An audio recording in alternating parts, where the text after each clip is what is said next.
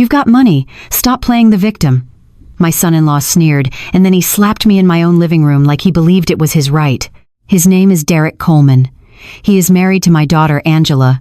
He is the father of my 18-year-old granddaughter, Maya. And what happened that Sunday afternoon was not just a slap. It was the moment I understood that in my own family, I had quietly become the enemy.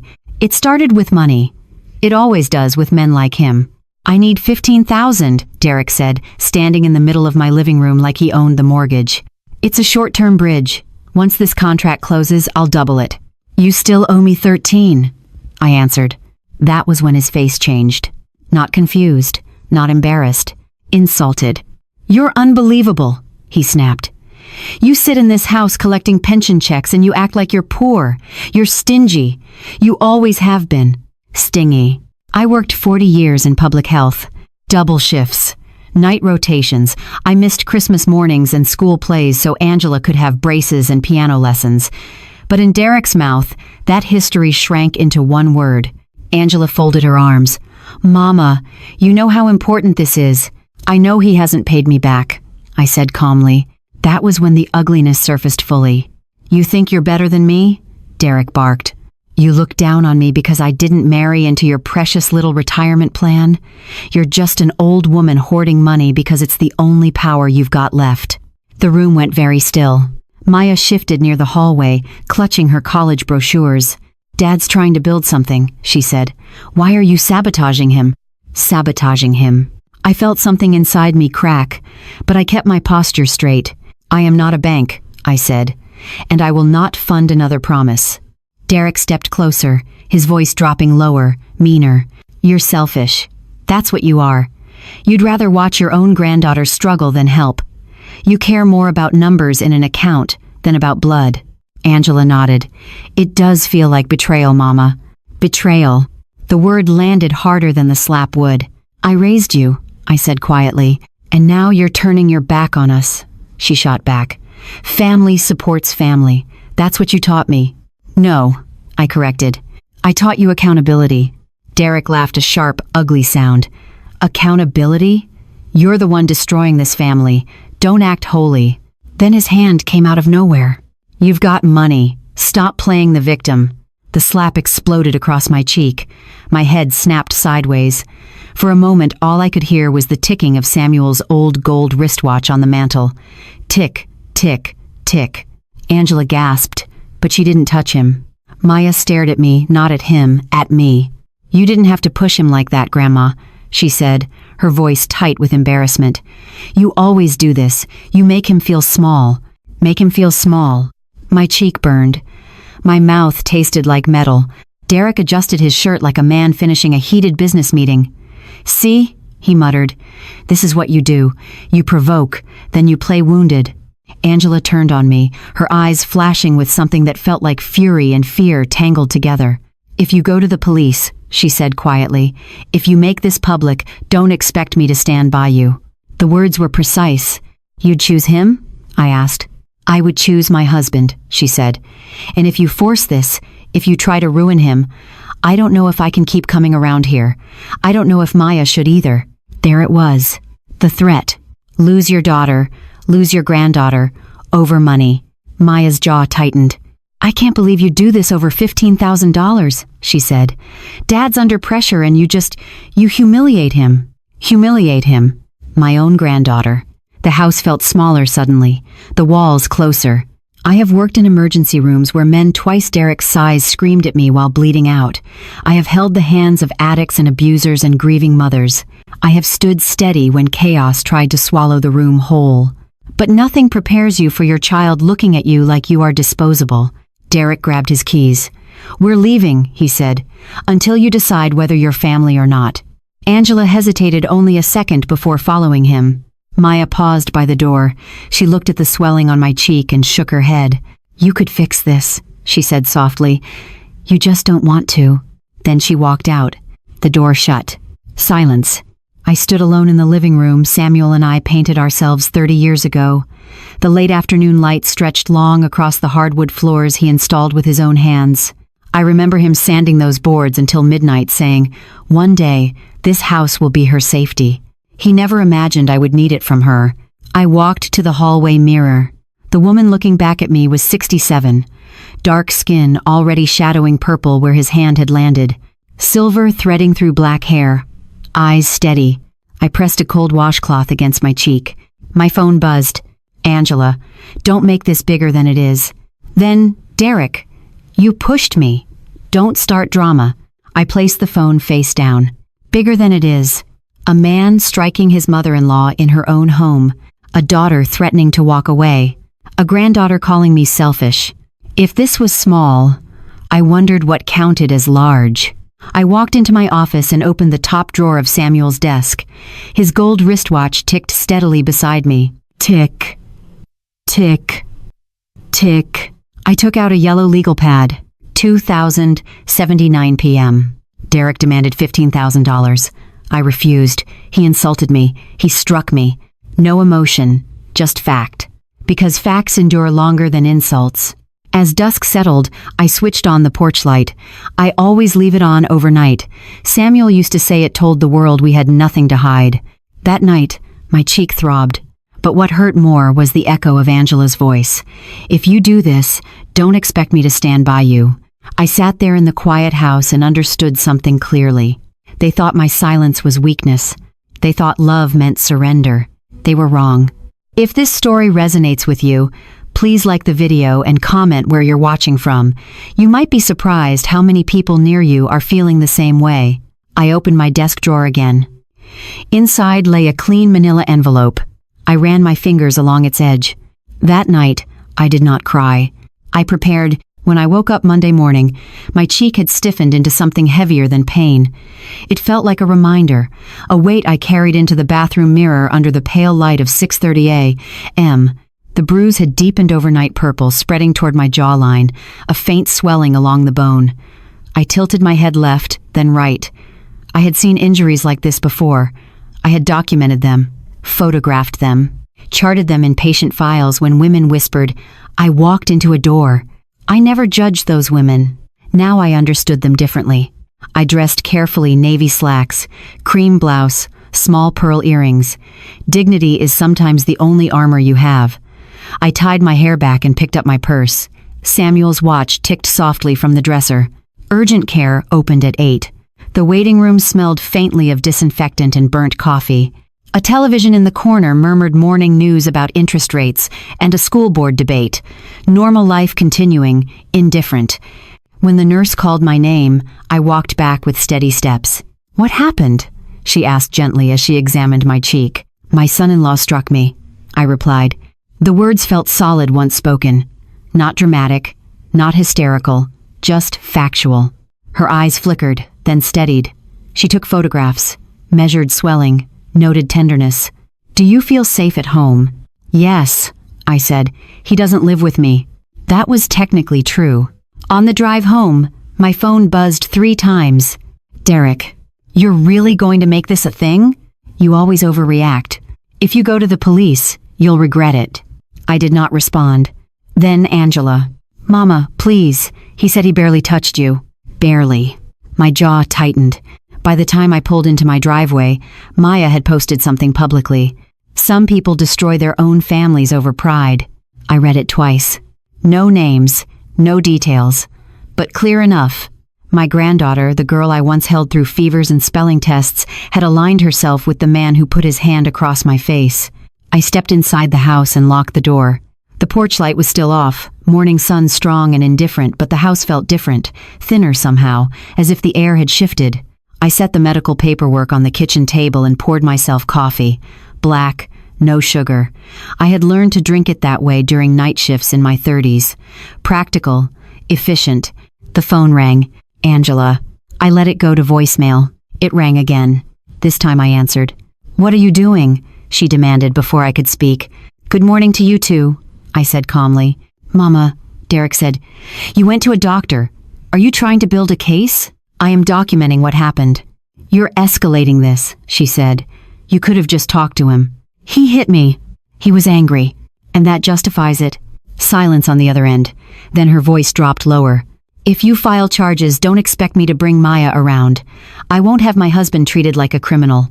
Treated like one." Angela, I said carefully.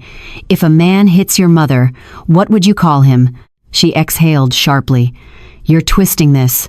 No, I replied. I'm clarifying it. You're choosing pride over family. The line echoed with that word again. Family. I am choosing self-respect, I said. Well then, she replied, voice tightening. Don't be surprised if that choice costs you. The call ended. I stood there in the kitchen, coffee cooling in my hand. Cost you. I had paid for braces, paid for summer camps, paid for the first semester of Angela's college when her father's hours were cut, paid in time, in sleep, in energy, and now I was being told that accountability was betrayal. The front doorbell camera app blinked on my phone screen, a notification from yesterday. I opened it again. There we were, Derek leaning forward, his face twisting, my body steady, the slap. Watching it was worse than living it. The sound carried differently through the recording, sharp, undeniable. I replayed it once more. Then I saved the file to a secure folder. My phone buzzed again. Derek. Final warning. Drop this. I typed nothing back. Instead, I opened my laptop and began searching for local attorneys specializing in assault and domestic battery cases. Not because I wanted to destroy him, but because silence had already cost me enough. At 11:40 a.m., I called Evelyn Brooks. Her voice was clear, professional. Law offices of Brooks and Randall. My name is Lorraine Whitfield, I said. My son-in-law struck me in my home yesterday. I have medical documentation and video. There was no hesitation in her response. Can you come in this afternoon? Yes. Bring everything. Everything. By early afternoon. The bruise had darkened further. I applied light makeup, not to hide it, but to keep myself from looking fragile. I refused to look fragile. As I gathered the medical report and printed screenshots of Derek's texts, another message came through. Maya. Grandma, I don't know why you're doing this. Dad says you're trying to ruin him because you don't like him. I stared at her words. I typed slowly. I love you. One day you will understand why I cannot accept this. 3 dots appeared, then vanished. No reply. The isolation settled in like a draft under a door. But beneath it, something steadier formed. This was no longer about $15,000. This was about teaching my granddaughter, even if she hated me for it now, that love without boundaries becomes permission. And I will not give permission to be struck. I placed the manila envelope back on the desk beside Samuel's watch. Tick, tick, tick. Time does not defend you. You defend yourself. The house did not sleep well that night, and neither did I. There is a certain kind of quiet that settles after a family fracture, not peaceful, not restful, but watchful. The refrigerator hummed, the air vents whispered, and beneath it all, Samuel's old gold wristwatch ticked steadily from the dresser. Tick, tick, tick. Time does not flinch. I lay awake remembering another kind of Sunday. 38 years ago, Samuel and I stood in the empty lot where this house now sits. Red clay under our shoes, heat rising in waves. We did not have $15,000 to spare back then. We barely had $1,500, but we had resolve. Samuel worked maintenance for the city. I was already doing 12-hour shifts at the clinic. We packed peanut butter sandwiches for lunch and put $5 bills into an envelope marked down payment. Every extra shift went into that envelope. Every tax return, every sacrifice. This house was not inherited. It was earned. By morning, my jaw had stiffened further. I moved carefully while brushing my teeth. I studied the bruise again in the mirror, darker now, almost blue at the edges. It would fade. They always do. Character does not. I brewed coffee and carried it into the living room, settling into Samuel's old armchair. The indentation in the cushion still remembers him better than I do some days. I thought about Derek's first loan request 3 years ago, $5,000. He had sat at this same kitchen table, shoulders slumped, voice humble. It's just to get started, he said. 6 months, tops. Angela had squeezed his hand and smiled at me, hopeful. I wrote the check. 6 months became 12. 12 became 18. Then came the second request, $8,000 for equipment. That one felt different, less humble, more entitled. Your family, he said that time. Why would you even question it? I questioned it quietly. But I wrote the check anyway, because Angela looked tired, because Maya had just started talking about college, because I believed that helping once did not mean being used forever. I see now how small compromises become expectations.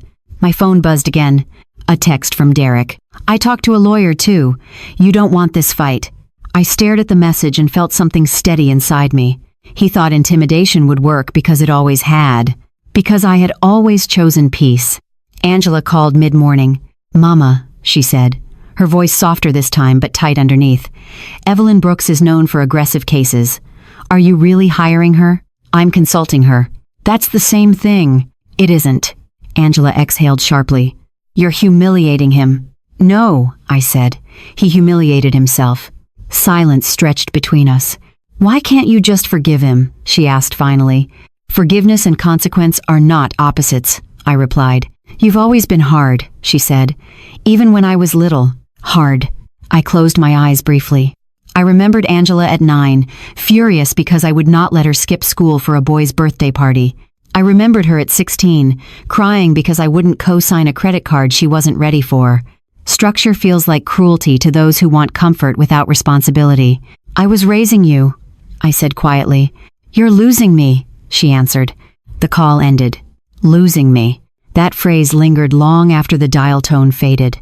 By noon, I had gathered the old promissory notes Derek signed, flimsy things, more symbolic than enforceable. I placed them beside the medical report and printed screenshots of his threats. A pattern formed on the table. Loan, excuse, pressure, guilt, escalation. This was not a misunderstanding. It was progression. Maya sent a message just after 2. Dad says if you drop this, he'll apologize properly. I read it carefully. Apologize properly. Not because it was wrong, but because it had consequences. I typed back slowly. An apology without accountability is just rehearsal.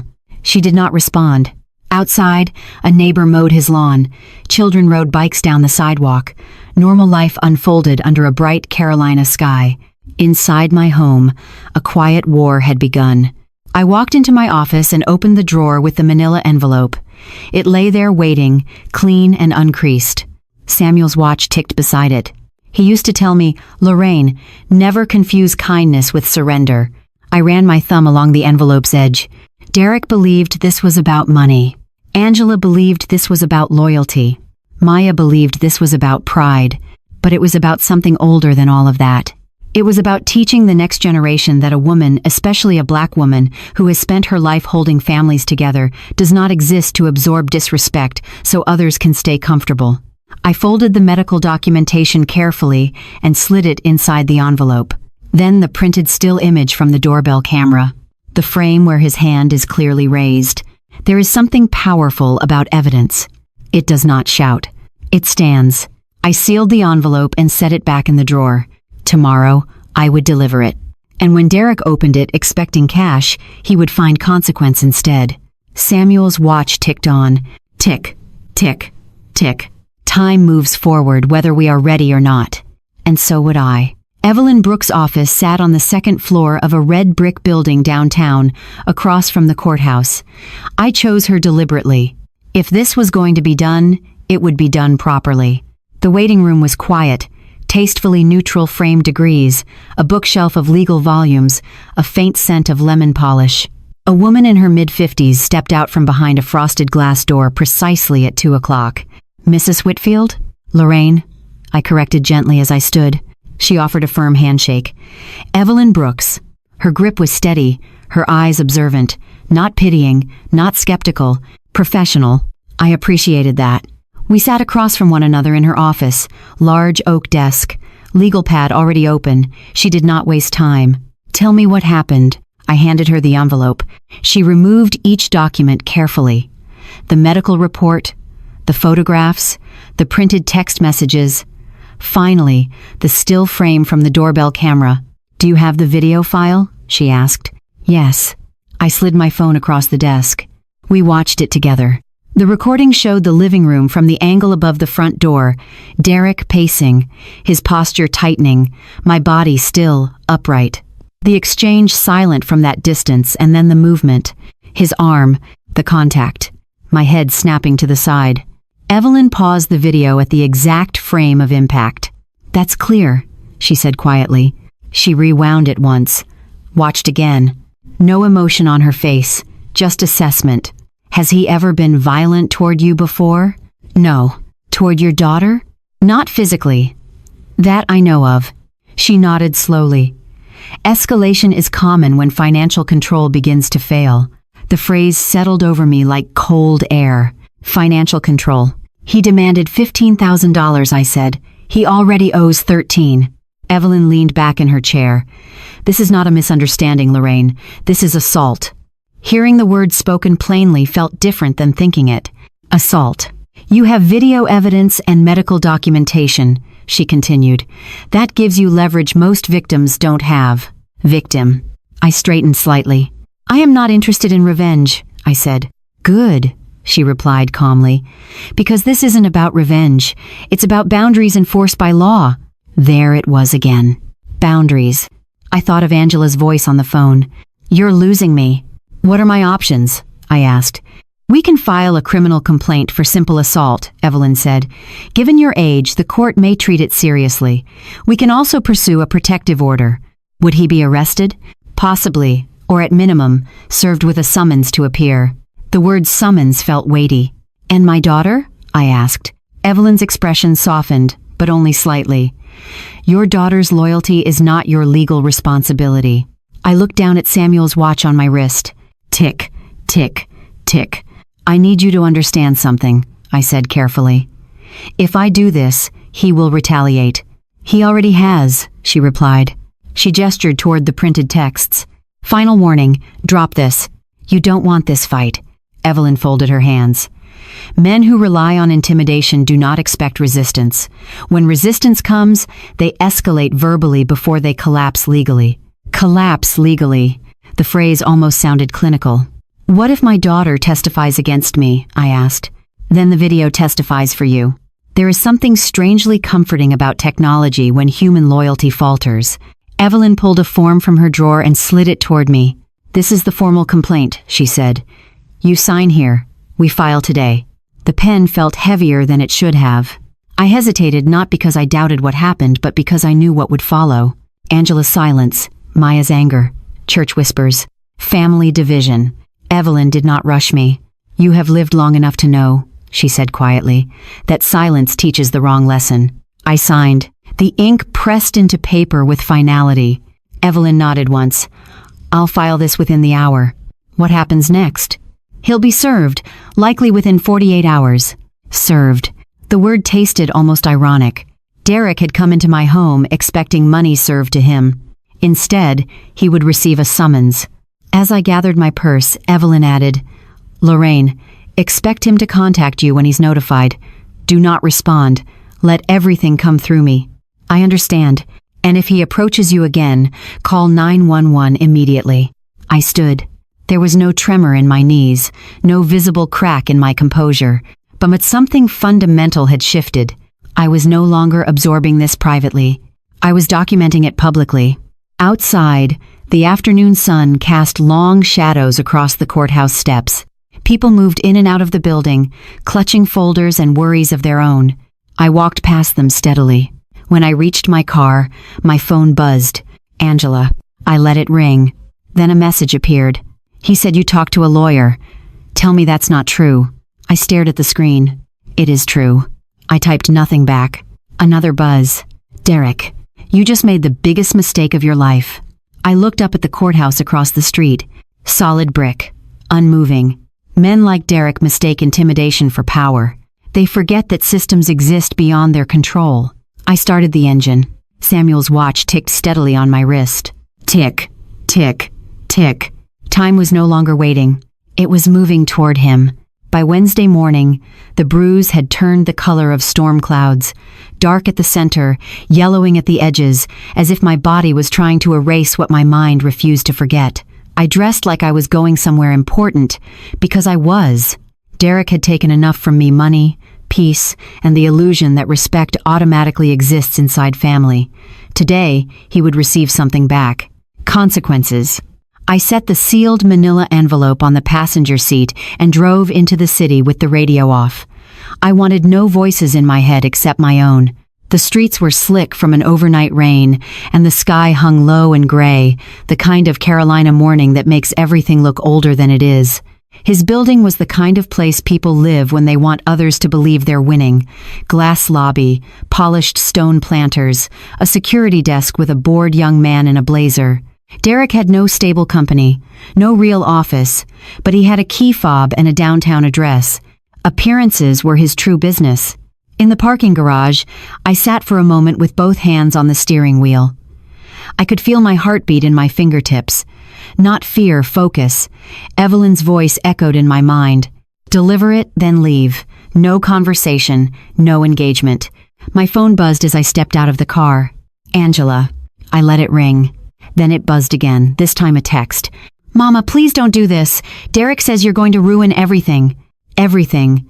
That word again, as if my safety in my own home was a small thing, but his reputation was everything. I did not respond. The elevator mirrors showed me from every angle. 67, black woman, pearls at my ears. Bruise blooming along my jaw like a brutal signature.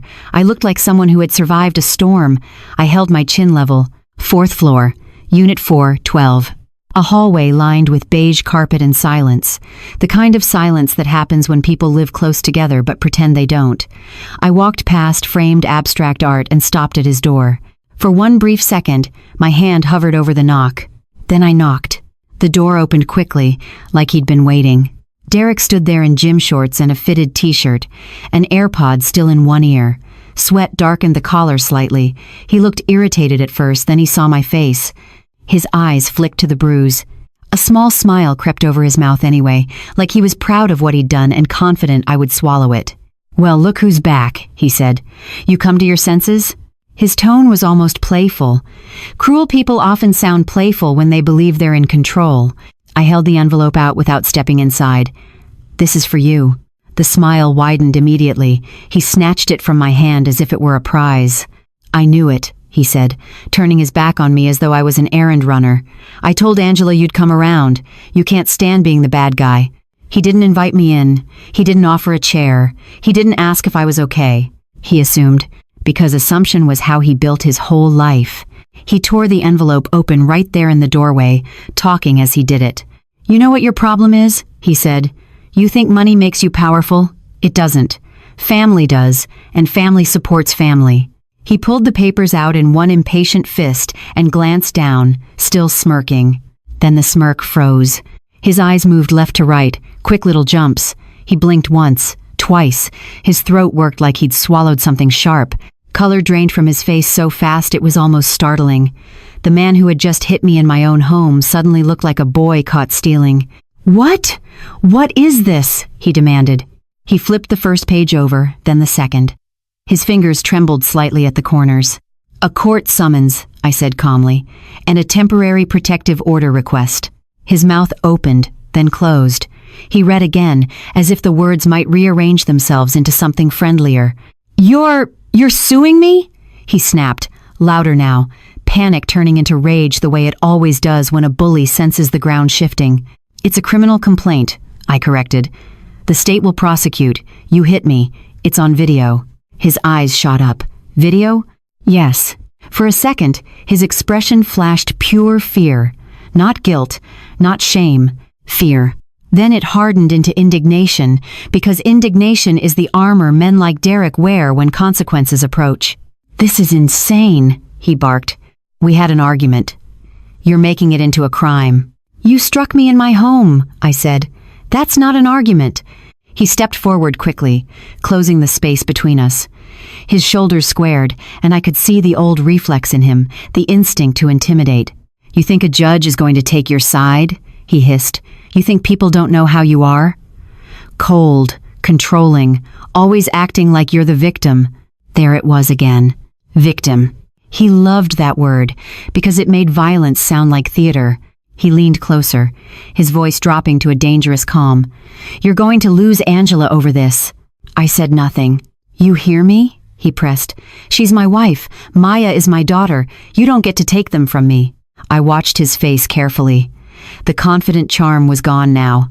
What remained was desperation and control. Move! He snapped suddenly, gripping the edge of the door as if he might slam it. Get out of here Before you what? I asked quietly. The question wasn't loud. It wasn't challenging. It was simply clear. He stopped, because even he understood what he couldn't say out loud with legal papers in his hand. His eyes darted down the hall as if he suddenly remembered neighbors existed. Cameras, witnesses, systems. I turned toward the elevator. "Lorraine, wait," he called, his voice shifting again, softer, almost pleading. "We can work this out. You don't have to do this. We're family." Family. That word was his favorite weapon. He used it like a crowbar. I faced him one last time. Family doesn't give you permission to hit people. His jaw clenched. "You're going to regret this."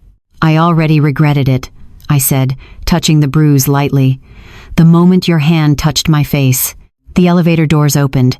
I stepped in and turned around as they began to close. Derek stood in his doorway holding the papers like they were radioactive. His face was still pale. His eyes were wide, and for the first time since he walked into my home demanding money, he looked like he understood something. I was not going to save him from the consequences of his own choices. The doors slid shut. On the drive home, my phone erupted. Calls, texts, voicemails piling up like a storm front. "Angela, what did you do?" "Derek, pick up, now." "Angela, Mama, please answer me." "Derek, you ruined my life. You old." I silenced the phone and kept both hands on the wheel. In my rearview mirror, the city receded. Buildings blurred into gray, and for a moment, I felt something I didn't expect. Not triumph, not satisfaction, relief, because silence had been exhausting. And now, the truth had paperwork. The backlash didn't wait for Thursday. It arrived before my car engine had even cooled in the driveway. My phone buzzed so violently on the passenger seat it skittered against the console like something alive. I didn't need to look to know who it was. There are certain storms you can recognize by the pressure in the air. Angela first. I let it ring. Then a text. "Mama, what did you give him? What did you do?" A second later, Maya. "Grandma, Dad is freaking out. He said you're trying to put him in jail." Then Derek again, a string of messages stacked so fast the screen blurred. "You think you're slick? Answer the phone. You can't do this. You're not doing this." I carried my purse into the house, locked the door behind me, and set the phone face down on the kitchen table like it was a live wire. Evelyn's instruction was clear. No engagement, no conversation. Let him talk. Let him hang himself with his own words. I poured a glass of water and stood at the sink, staring out at the quiet street. A couple of kids rode bikes past Mrs. Patterson's house. Someone's sprinkler clicked on. Ordinary life moved along as if a man hadn't slapped me in my living room 3 days earlier. The phone buzzed again. I flipped it over. A voicemail notification from Angela. I didn't listen. Instead, I opened a folder on my laptop labeled Evidence and created a new document titled Timeline. I typed carefully. Wednesday, 3:18 p.m.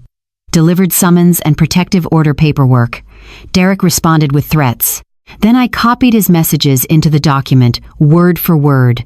Threats matter, tone matters. The pattern matters. I had learned that in public health. You don't treat symptoms and ignore the disease. Another buzz.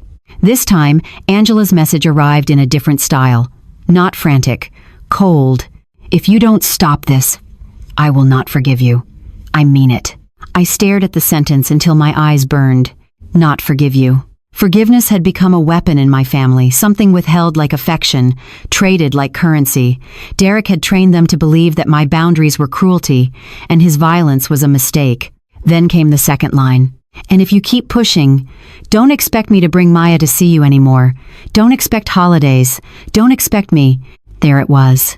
The abandonment she'd threatened on Sunday, now delivered cleanly in writing. I placed the phone down again, but the message stayed in my chest like a lodged splinter. I made myself eat a piece of toast. The bread tasted like paper. I chewed anyway.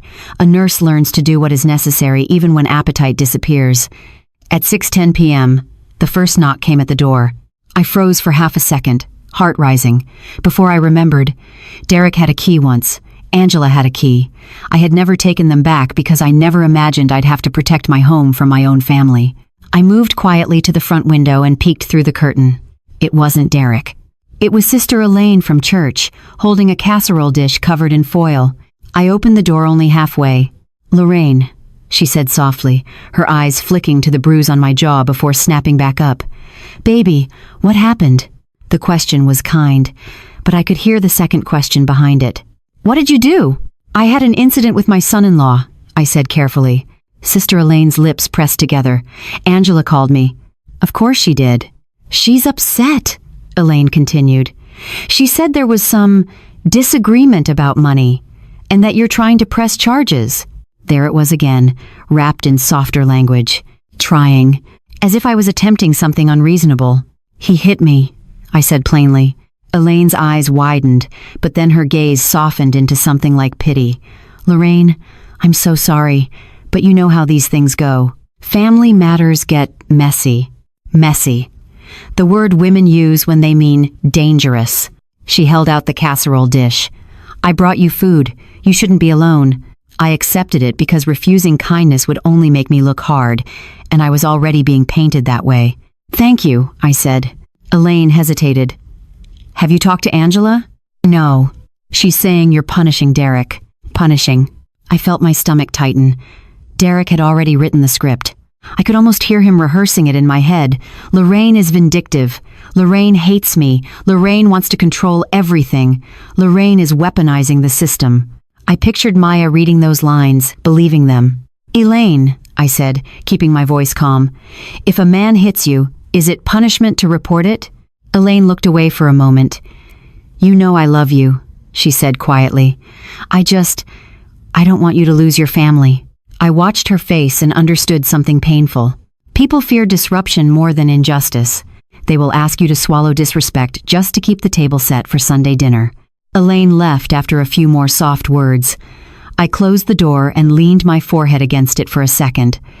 The casserole dish was warm in my hands, heavy with care and complication. Then my phone buzzed again. A new message from Maya. "Grandma, everyone at church is talking. Why are you doing this to us?" Us. As if Derek's hand across my face had landed on them too. I started to type, then stopped. Evelyn's instruction. No engagement. I copied the message into my timeline and took a screenshot. At 8:30 p.m., Derek called again. This time I let it go to voicemail and then played it on speaker once, to document it. His voice was furious, ragged. "You think you can destroy me and walk away? You don't know who you're dealing with. I'll take everything from you. You hear me? Everything." He paused, breathing hard, then added in a quieter tone that chilled me more than the shouting. "I already have Angela. I already have Maya. You're going to die alone in that house." The words sat in the air after the voicemail ended. "Die alone." A threat disguised as prophecy. I stood in the kitchen, the house dark except for the light above the sink. Outside, my porch light glowed steadily. Samuel's rule, always leave it on. I looked at the reflection in the window, my face bruised, my shoulders still squared. He wanted fear. He wanted me to fold, to call Angela, to beg, to offer money in exchange for being allowed back into my own family. Instead, I opened my laptop again and saved the voicemail audio file. I labeled it Voicemail Threat 1. Then I wrote another line in my timeline. Wednesday, 8:32 p.m. Derek threatened retaliation, isolation, and implied control over Angela and Maya. I sat down at the kitchen table and stared at the casserole dish Elaine had brought. The smell of baked chicken and buttered noodles filled the room, comfort food for a woman who didn't feel comfort. I ate a few bites anyway, not because it tasted good, because survival is built on small acts of refusal. Refusal to collapse, refusal to beg, refusal to hand a violent man the power he's demanding. Later, I went upstairs and stood in front of my bedroom mirror. The bruise looked worse under the lamplight. I touched it gently. On Sunday, Derek had slapped me. But tonight, my daughter had threatened to abandon me, and my granddaughter had joined in the shaming. And that hurt in a place no ice pack could reach. I sat on the edge of the bed and looked at Samuel's watch ticking on the dresser. Tick, tick, tick. This fight was not only going to happen in a courtroom, it was going to happen in the stories people told about me. And if I wanted justice, I would have to survive both. The next morning, I made my bed the way Samuel taught me, tight corners, no wrinkles, as if order in small things could keep chaos from spreading. My cheeks still ached when I bent down, but the ache had changed. It wasn't sharp anymore. It was settled, like my body had accepted the bruise as part of the week's schedule. Coffee, toast, pill organizer, a rinse of dishes I hadn't dirtied. Routine is what you do when your heart wants to run. Outside, the porch light clicked off automatically in the brightening morning. It left the front steps looking bare, exposed. I stood at the window with my mug and watched the street like I was expecting something to crawl out of the quiet. At 9:12 a.m., the church ladies started arriving in my phone. Not physically, digitally, in the form of checking in. Sister Elaine, how are you feeling today, Lorraine? We're praying for peace. Peace. That word again. Always peace. Never justice. Deacon Harold's wife, Marlene.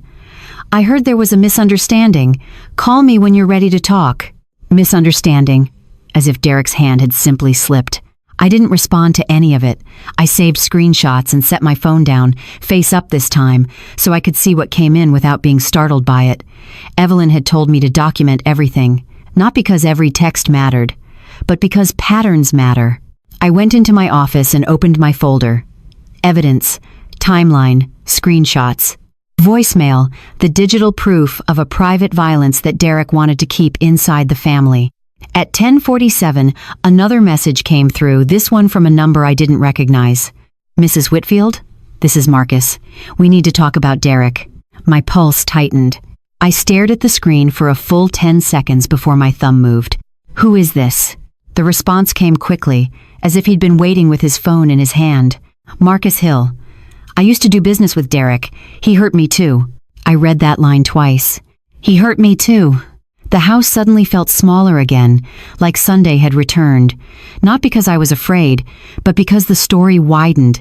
My situation, what I'd been told was family drama, had just opened a door to something uglier. I stood and walked to the window again, checking the street like I could see danger in plain daylight. Then I remembered myself. This was not a crime movie. This was my life. And the danger wasn't lurking outside. It had been sitting on my couch, demanding money. I typed carefully. How did you get my number? A pause. Then, Angela mentioned you at a community fundraiser last year. Your name was on the program. I recognized it when I heard about the assault. My stomach tightened. Not public, Evelyn had said. Not yet. But small communities leak like old pipes. Church whispers, family phone calls. A man like Derek would tell his version loudly and early. I sat at the kitchen table and dialed Evelyn's office. She answered on the second ring. Lorraine. A man just texted me, I said. Says Derek hurt him too. Business deal. He wants to talk. Evelyn was silent for a beat. Do not meet him alone. I wasn't planning to. Good. Forward the message to me, then ask him for specifics. Dates, documentation, medical records if there are any. I exhaled slowly. So you think it could be real? I think predators rarely have just one victim, she said. Be cautious, but yes, it could be very real. After we hung up, I replied to Marcus. If you want to talk, you can email my attorney. I will not meet without her. His response was immediate. I understand. I have documents. I have photos. I have hospital records. I kept everything because I knew one day I'd need them. Hospital records. I felt a chill that had nothing to do with temperature. What did he do? I typed. This time, the pause was longer, as if he had to step carefully around memory. We were partners on a small tech consulting project. He used my capital, then started moving money. When I confronted him, he shoved me into a filing cabinet. Cracked 2 ribs. He told people I tripped. No one believed me enough to testify. My mouth went dry. I could see it without trying Derek's face when he's cornered, the way his eyes sharpen like he's choosing the fastest weapon, a shove, a cabinet edge, a lie, delivered with confidence. Marcus added, he's good at making you feel like the problem, like you forced him. My hand tightened around the phone. That line felt like my granddaughter's voice. You pushed him. The same script, different stage. I forwarded the text to Evelyn, then sat very still. The kitchen clock ticked, softer than Samuel's watch, but just as relentless. Tick, tick, tick. A slap is one incident. A pattern is a threat. And courts, I knew, treat patterns differently. They reveal intent. They show escalation. They strip away the bad day excuse and expose the truth underneath. This is who he is when he doesn't get what he wants. My phone buzzed again. Angela. I almost didn't look. But something in me needed to know what she was saying now. Her message was short. Derek is falling apart because of you. Maya's crying. If you cared about us, you'd stop.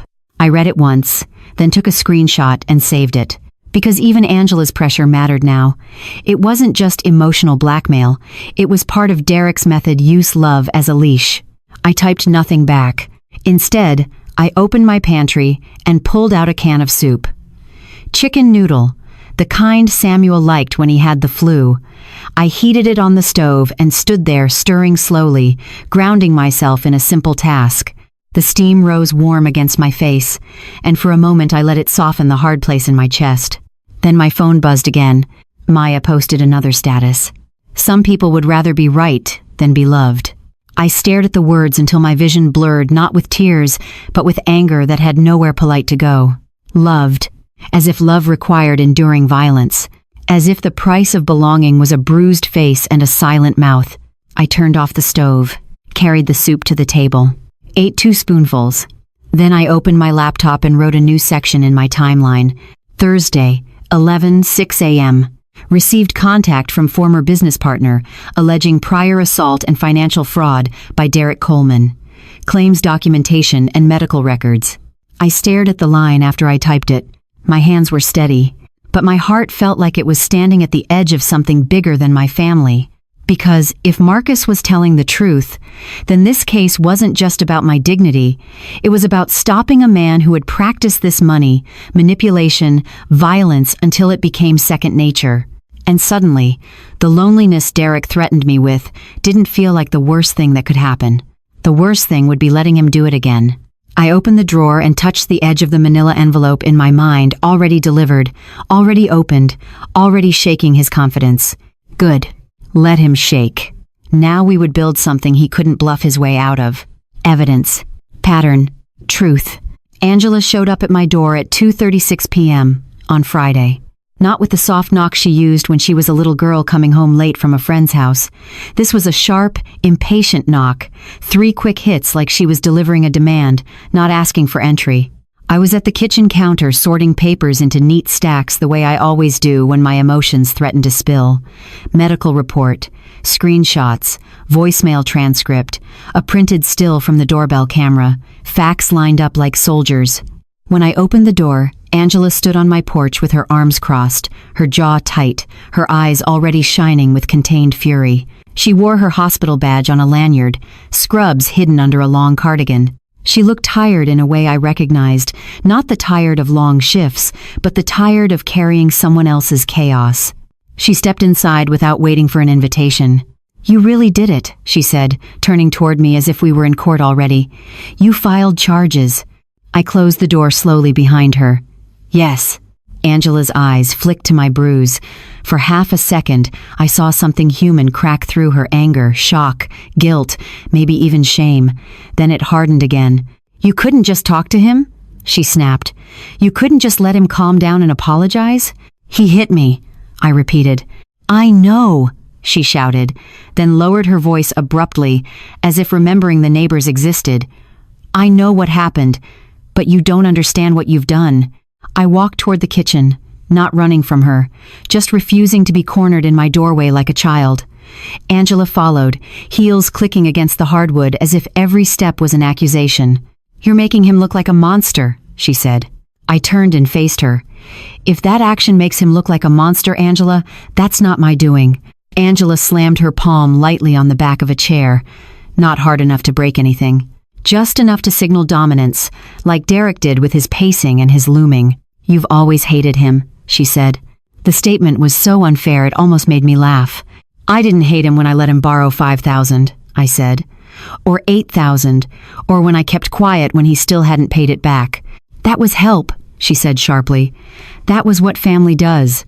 "And what does family do when someone gets hit?" I asked. Her mouth opened, then closed.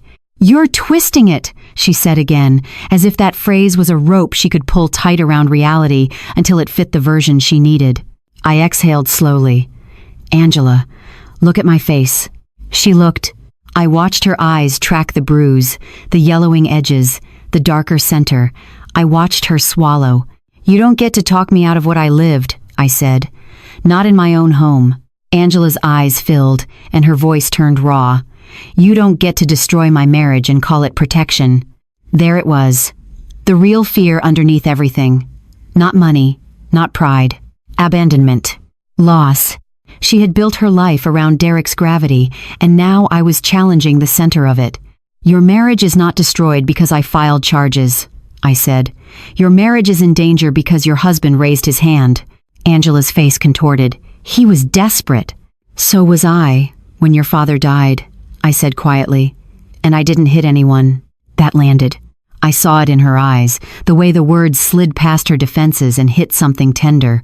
But Derek's influence sat heavy in her posture. She straightened like she was bracing herself against empathy. "You're betraying us," she said, voice shaking. "You're choosing to punish him instead of helping your family survive." Betrayal. The word again, like scripture she'd been taught to recite. I walked to the kitchen table and placed my hand on the stack of papers. "This is what he's been doing, Angela. For years. Borrowing money he doesn't repay, using guilt, using Maya's future like a weapon." Angela's eyes narrowed.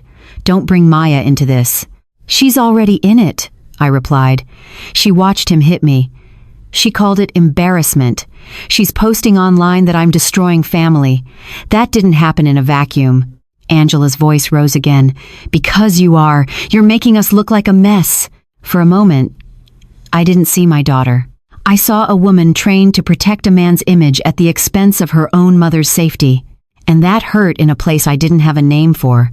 Angela pointed at me, her finger trembling. "If you don't stop this, if you don't call your lawyer and make this go away, I will cut you off." Completely. The kitchen went still. The hum of the refrigerator, the faint rattle of the window vent, even the street outside seemed to pause. I stared at her finger, at the tremor in it, and realized she was terrified. Not of me, of what Derek would do if he lost control. Angela swallowed hard. "I mean it, Mama. No more visits, no more holidays. You'll be alone, and you'll deserve it." The threat should have shattered me. It would have, once. Years ago, when motherhood meant swallowing anything for the hope of closeness. But something had changed the moment Derek's hand touched my face. I did not raise my voice. I did not plead. I simply asked, "Is that what you want?" Angela's eyes glistened. For a heartbeat, she looked like she might say no, like she might collapse into my arms and confess she was tired, she was scared, she didn't know how to live without him. Then her jaw tightened. "It's what you're forcing," she said. I nodded once, slowly, as if accepting a painful medical diagnosis. "Then that's your choice," I said. "But I will not stop protecting myself because you threatened to abandon me." Angela flinched as if I'd slapped her. "Protecting yourself? You're ruining him." "I am holding him accountable," I corrected. "There's a difference." Angela's lips parted, and she looked around my kitchen like she didn't recognize it anymore. Like my home, the place she used to run to, had turned hostile simply because I refused to be abused quietly. She backed toward the door. "You're cold," she whispered. "No," I said, voice steady. "I'm clear." She left without another word, the door closing hard enough to rattle the framed family photo on the hallway wall. The one with Samuel smiling, Angela younger, Maya a child. A picture from before Derek. I stood alone in the kitchen and let the silence settle. Then I did what I always do when my heart is bleeding. I organized. I called Evelyn. "She came here," I said when my attorney answered. "I expected she would," Evelyn replied. "She threatened to cut me off." A pause. "And did you panic?" "No." "Good," Evelyn said, and I could hear the approval in her voice. "Now tell me about the man who contacted you, Marcus Hill." "I haven't spoken to him beyond texts," I said. "He claims he has hospital records, documents, proof." Derek shoved him. "Then we verify," Evelyn said. "We don't assume, we corroborate." The word felt like oxygen. Corroborate. Evelyn instructed me to forward everything Marcus sent and to request, through her, a written statement with dates and supporting documents. If Marcus was real, and if he was willing, his testimony could change this from one ugly family incident into a recognizable pattern. After I hung up, I poured myself a cup of coffee I didn't want and stood at the sink again, staring out at my quiet street. My porch light was still off in daylight, but I could already imagine turning it on that night, the familiar glow against the dark. Samuel used to say the light meant safety. Now it meant something else too. It meant I was still here, still standing, even if my daughter walked away for a while, even if my granddaughter misunderstood me, even if the community whispered, "Justice is not soft. It does not come wrapped in comfort. Sometimes it comes wrapped in paperwork and loneliness. And sometimes, if you're strong enough to hold it, it brings the truth back home." Maya didn't doubt her father because she wanted to. She doubted him because, for the first time, the story he'd told her didn't match the details right in front of her. I didn't know that on Friday night, while I sat in my kitchen listening to the house breathe, Maya was in her bedroom across town, scrolling through scholarship deadlines and pretending her world hadn't tilted. I only learned later when she finally told me the truth that the first crack started with something small, a notification. Derek had left his laptop open on the dining room table while he paced the apartment, still furious, still talking fast into his phone the way men do when they're trying to outrun consequences. Maya came out for water and saw an email subject line bright on the screen. Final notice payment overdue. She froze. Not because she understood the whole thing, but because her father's entire speech that week had been about opportunity. A signed contract, a guaranteed deal, a bridge loan. You don't get final notices when you're guaranteed. Maya told herself it was none of her business. Then she saw the sender. Their building's property manager. Rent. Overdue. She stared at the screen, her throat tightening. Her father had been yelling at me about family and loyalty, while he couldn't even keep a roof over his own family's head without begging someone else to fund it. When Derek walked back in, he saw her looking. His face shifted instantly, like a mask slipping and snapping back into place. "That's nothing," he said too quickly. "Just a billing error." Maya didn't answer. She picked up her water and went back to her room, but the word error lodged in her mind like a fishhook, because she'd heard that word before. Every time Derek's stories didn't add up, there was always an error, a mix-up, a misunderstanding, someone else to blame. The next morning, Saturday, the second crack came. Angela was in the kitchen, stirring coffee she wasn't drinking, eyes red from crying the night before. Maya walked in and heard her mother whispering into the phone. "I know," Angela said shakily. "I know, but what was I supposed to do? She filed charges. He's scared. He says he could lose everything." Maya paused in the doorway. Lose everything. Her mother sounded like she was talking about Derek, not about me. Angela's voice dropped even lower. "No, Mama doesn't understand. She's always been proud. She'd rather be right than keep the family together." Then Angela ended the call and wiped her face quickly, as if shame could be erased with a paper towel. Maya backed away without being seen, but her chest was tight. Proud. Right. Family together.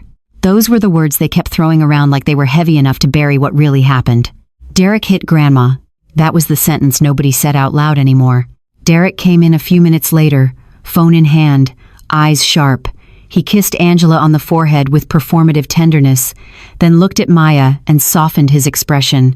That softness irritated her, not because she didn't love him, but because it felt practiced. "Maya Bear," he said, "I need you to stay off social media for a while. People are messy. They twist things." Maya frowned. "What people?" "Church folks. Community folks. Your grandma's friends." He shrugged like it was all gossip. "I don't want you caught in it." Caught in it. As if she wasn't already. As if she hadn't watched him slap me and then watched her mother blame me for it. Maya's phone buzzed with a new message from her friend Kiara. "Girl, is it true your dad hit your grandma?" Maya's stomach dropped. The story was out. Derek watched her expression and instantly leaned closer. "Let me see," he said. Maya pulled her phone back reflexively. "Why?" "Because people lie," he said, voice smooth. "I need to know what's being said. This can hurt your college stuff, scholarships, recommendations. You don't want that, do you?" There it was. The lever he always used on her. your future, your dreams, your fear. Maya swallowed hard. Dad, you did hit her. Angela turned toward them sharply. Maya. Derek's face tightened, just for a second. Then he forced a laugh that didn't reach his eyes. I barely touched her, he said. She got in my face. You saw how she was acting, and now she's trying to ruin me because she hates seeing me succeed. Maya stared at him. Succeed. Her eyes flicked back to the dining room table where the laptop still sat, the overdue rent email minimized now. Something in her shifted, not fully, not yet, but enough to make her voice quieter. Then why are we behind on rent? She asked. Silence hit the room like a dropped plate. Angela's face went pale. Maya, that's... Derek's eyes flashed. Who told you that? No one, Maya said. I saw it. Derek stepped closer. Not touching her, but close enough that his presence felt like pressure. You don't understand adult things, he said, each word controlled.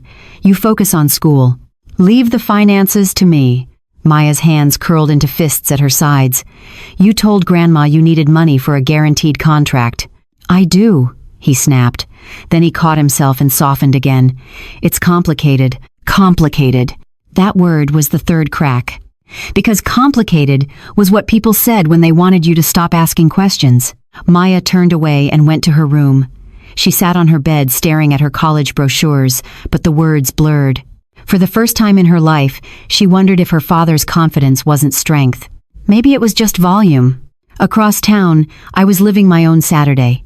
Evelyn called at 11:15 a.m. Marcus Hill sent documents, she said. I'm forwarding them to you. Read everything, then call me. My chest tightened. When the email came through, I opened it slowly. There were scanned partnership agreements, bank transfer records, screenshots of messages from Derek using the same language he used with me, family, loyalty, opportunity, and then photographs. Marcus's torso, mottled with dark bruising, a hospital discharge summary, 2 fractured ribs. My throat went dry. It wasn't just that Derek had hurt someone else. It was the familiarity of it. The pattern wasn't vague. It was crisp. Borrow, manipulate, escalate, strike, deny, blame the victim, move on. I placed my hand on the table to steady myself and stared at Samuel's watch ticking softly beside my laptop. Tick, tick, tick. Evelyn was right. Predators rarely have one victim. My phone buzzed again. A text from Maya. It was the first message she'd sent me directly since Sunday. It was only 4 words. Grandma. Did he? I stared at the screen. 4 words, trembling on the edge of a truth she wasn't ready to hold. I didn't reply immediately. Not because I didn't want to, but because I understood something about Maya in that moment. She wasn't asking for an argument. She was asking for permission to doubt the man she loved. I typed slowly, carefully. Yes, baby. He did. And I'm sorry you had to see it. The dots appeared, vanished, appeared again. Then her reply came. I don't know what to do. I closed my eyes. Neither did I, at first. But I knew what came next.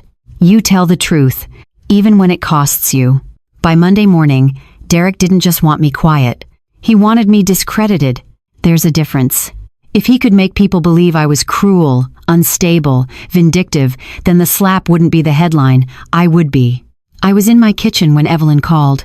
Her voice clipped in a way that told me she'd already read something unpleasant. Lorraine, she said, Derek hired counsel.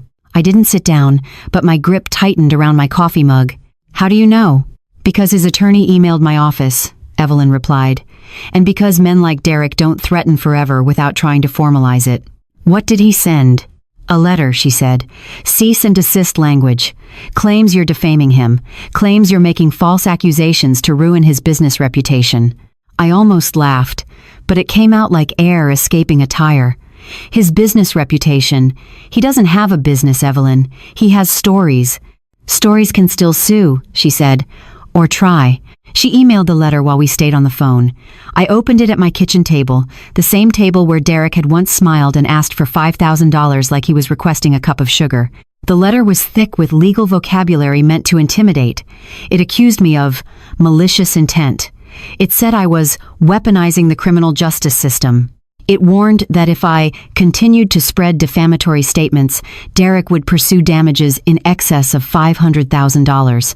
$500,000. I had $48,000 in savings, a paid-off Honda, and a home full of memories. They could have my casserole dishes too if it made them feel powerful. "What do I do?" I asked. Evelyn's answer was immediate. "Nothing. We do not respond emotionally. We respond strategically. I will handle all communication. You will not talk to him, Angela, or anyone about the case details." "What about church?" I asked. "They're already talking." "Let them talk," Evelyn said. "Gossip doesn't win cases. Evidence does." Evidence. I glanced at my folder on the counter, screenshots, voicemails, Marcus's hospital records. I had more evidence than Derek could talk his way out of, and he knew it. That was why he was widening the battlefield. That afternoon, the pressure came in a new form. Friendly voices delivering Derek's message with softer hands. Sister Elaine called. "Lorraine, baby," she said, gentle as honey. "I heard you and Derek's lawyer are going back and forth. I don't want you to get hurt." "I'm already hurt," I said. She sighed. "You know what I mean. I heard he's talking about suing you. These courts can be exhausting, especially at your age." At your age. I'd heard that tone before, years ago, when I applied for a supervisor position at the clinic, and a younger manager asked if I'd considered slowing down, as if dignity expires. "I'm not the one suing," I said calmly, "and I'm not the one who struck an elder in her home." Elaine was quiet for a beat. "Angela is scared," she murmured. "So was I. But fear doesn't decide the right thing to do." When the call ended, my phone buzzed with a text from Angela. "We need to talk. In person. Tonight." I stared at it, the words feeling less like a request and more like an order. Then another message arrived, this time from Maya. "Grandma, Dad says if you don't stop, I could lose scholarship chances. Is that true?" My throat tightened. There it was again, Derek, using Maya's future like a hostage note. I typed back slowly. "No, baby. He's saying that to scare you." 3 dots appeared, then vanished. I knew she was reading and rereading, trying to decide which adult was telling the truth. By 6, I was pacing my living room with Samuel's watch in my palm, winding it once the way he taught me. Tick, tick, tick. The sound calmed me because it was steady, unlike the people I loved.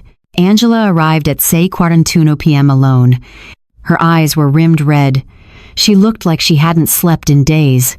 The bruise on my cheek made her flinch when she saw it, and for a moment I thought maybe she'd finally soften.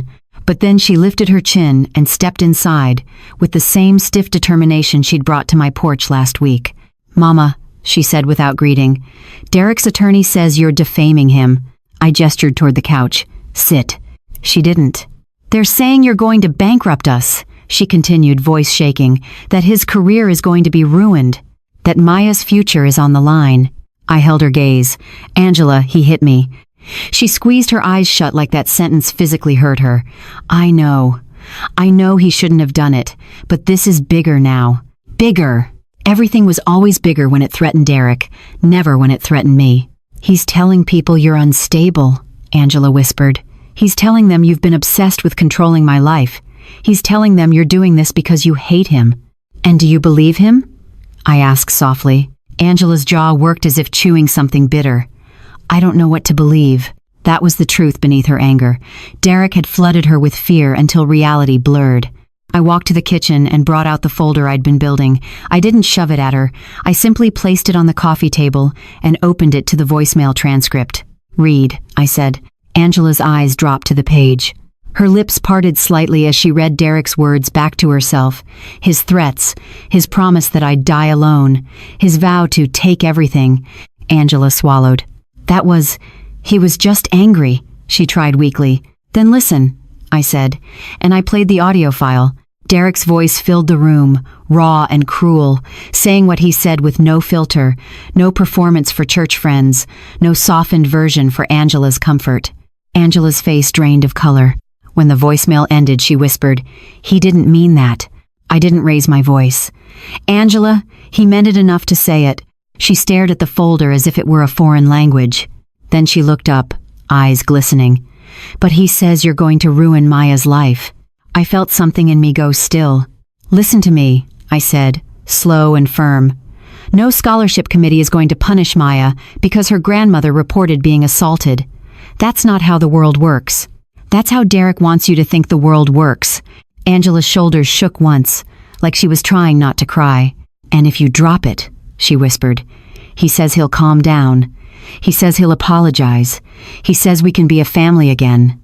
That was the temptation, laid out plain, comfort in exchange for silence. For one dangerous second, I imagined it. Angela smiling again, Maya coming over, Thanksgiving dinner with forced laughter, peace. But peace built on fear is not peace. It's captivity. I touched my cheek lightly. If I drop it, what happens the next time he gets desperate? I asked. When you say no? When Maya says no? When someone else says no? Angela flinched. You think this ends with me? I continued quietly. Or do you think it grows? Her eyes fell. She didn't answer, but she didn't need to. The truth was settling in her bones, heavy and unwelcome. I'm not doing this to punish him, I said. I'm doing this because I refuse to teach my granddaughter that a man can hit a woman and call it family. Angela's breathing turned ragged. She sat down finally, not gracefully, but like her legs stopped obeying. I'm scared, she admitted, voice small. I'm scared of what he'll do. I sat across from her, hands folded. So am I. We sat in silence for a moment, mother and daughter, both bruised in different places. Then Angela wiped her face quickly and stood again, as if she regretted the softness she'd shown. I can't choose yet, she said. I can't. I'm not asking you to choose tonight, I replied. I'm asking you to see. She nodded once, barely, and then she left, the door closing quietly this time, as if even she didn't trust the sound of impact anymore. After she was gone, I turned on the porch light early, though the sun hadn't fully set.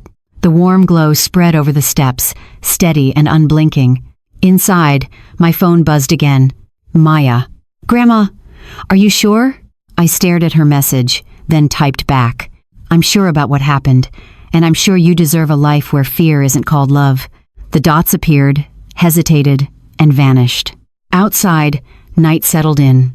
And somewhere in the dark, Derek was learning the one lesson he never wanted to learn. You can't sue the truth out of someone who's done swallowing it. Maya confronted her father on Tuesday night because she couldn't sleep. That's what she told me later, when the truth finally came spilling out of her like water from a cracked glass. She said the house felt too quiet after the shouting, too tight after the lies. She said she kept staring at her college brochures and feeling like they belonged to a different girl, one who lived in a safer family. Angela was in the shower when Maya walked into the living room. Derek sat on the couch with his laptop on his knees, jaw clenched, eyes fixed on the screen. He'd been doing that a lot lately, staring at screens as if he could negotiate reality the way he negotiated people. Maya stood in front of him until he looked up. What? He said, irritated before he even knew why. Maya's voice came out steady, but there was something sharp underneath it. Why are we behind on rent? Derek's eyes narrowed. I told you, it's a billing issue. It says final notice, she replied. That's not a billing issue, that's us not paying. Derek exhaled through his nose, the way he did when he wanted to make someone feel childish. Maya, he said, drawing out her name like Patience. Adult finances are complicated. Grandma's finances seemed pretty simple, Maya said before she could stop herself. That landed like a slap in reverse. Derek's posture shifted. He straightened, and his voice softened to something almost gentle. Almost. Don't let her poison you, he said. Maya blinked. Poison me? She's always needed control, Derek continued, calm as glass. Your grandma doesn't know how to love without strings. She never has. You've seen it. Maya's throat tightened. I saw you hit her. Derek's face flickered, one quick flash of something ugly, then smoothed again. I barely touched her, he said. She got in my face. She said things she shouldn't have said. You know how she is when she gets that tone. Maya felt the room tilt slightly. She hated herself for it, but she could hear the familiar pull of his voice, the way he told stories like he was handing you a life raft. But then she remembered the bruise on my jaw, the color of it, the way my voice didn't rise even when my dignity was bleeding. Maya shook her head. That's not an excuse. Derek's eyes hardened. You're taking her side. I'm taking the truth side, Maya replied. For a second, Derek didn't speak. He studied her the way he studied people right before he decided which weakness to press. Then he moved to the future. Your future? You have college coming, he said quietly. Scholarships, letters, recommendations. You think the world wants drama attached to you? You think admissions offices don't Google names? Maya's stomach dropped. That's not fair. This world isn't fair, Derek said, leaning forward. And your grandma is making it worse. She's turning this into a public circus. Do you want to be collateral damage? Collateral damage. Maya heard it clearly then. She wasn't his daughter in that sentence. She was his shield. She swallowed hard. You're using me. Derek's mouth curled in a faint smile that didn't reach his eyes. I'm protecting you. Maya stepped back. From what? From her, he said simply. And in that moment, something snapped loose in Maya's mind. Not love. Love doesn't turn off like a light, but illusion. The illusion that her father was always the safest person in the room. Dad, she whispered. You're scared. Derek's jaw tightened. I'm not scared. You are, she insisted, voice stronger now. You're scared because you got caught, not because you're sorry. Derek's hand slammed the laptop shut, not hard enough to break it, but hard enough to end the conversation by force. Go to your room, he ordered. Maya didn't move immediately. Derek stood. He was taller, broader, a grown man filling the space the way grown men do when they want you to remember they can. I said go, he repeated, voice low and dangerous. Maya felt her pulse in her ears.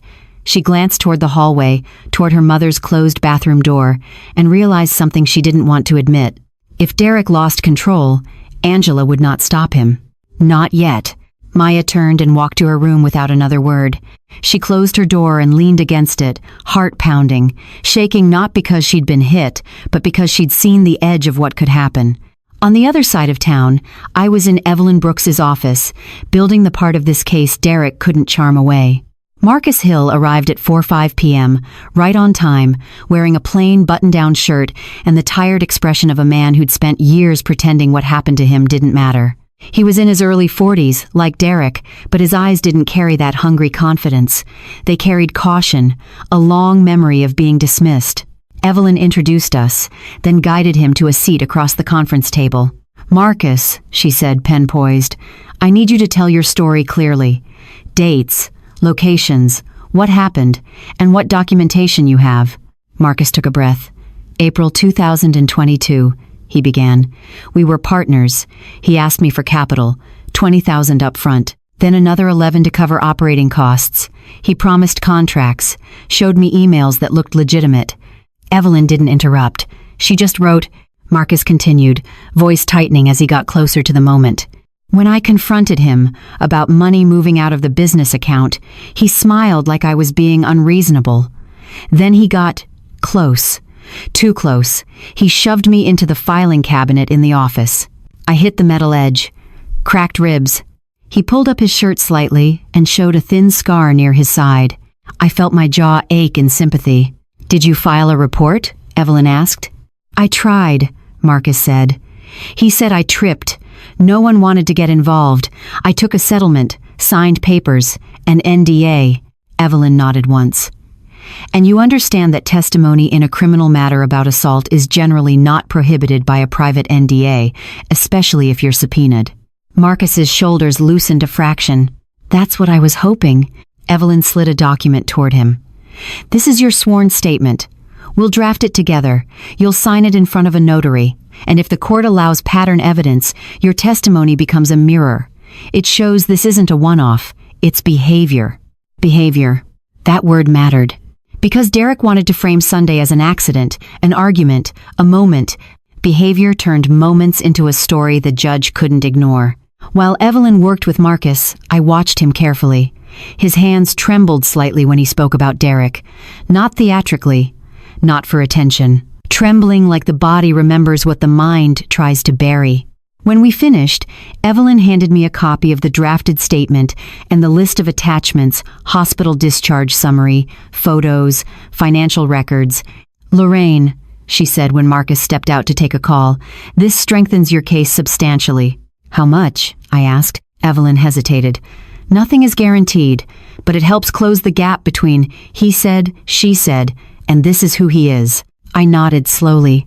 That night, back in my kitchen, the porch light glowed over the steps. I sat at the table with Samuel's watch beside me and Marcus's statement in a folder. My phone buzzed once. A new message from Maya. "Grandma, I think he's lying. I'm scared to say it out loud." I stared at her words, my chest tightening in a different way than pain. Not anger. Hope. I typed back carefully. "You don't have to be brave all at once.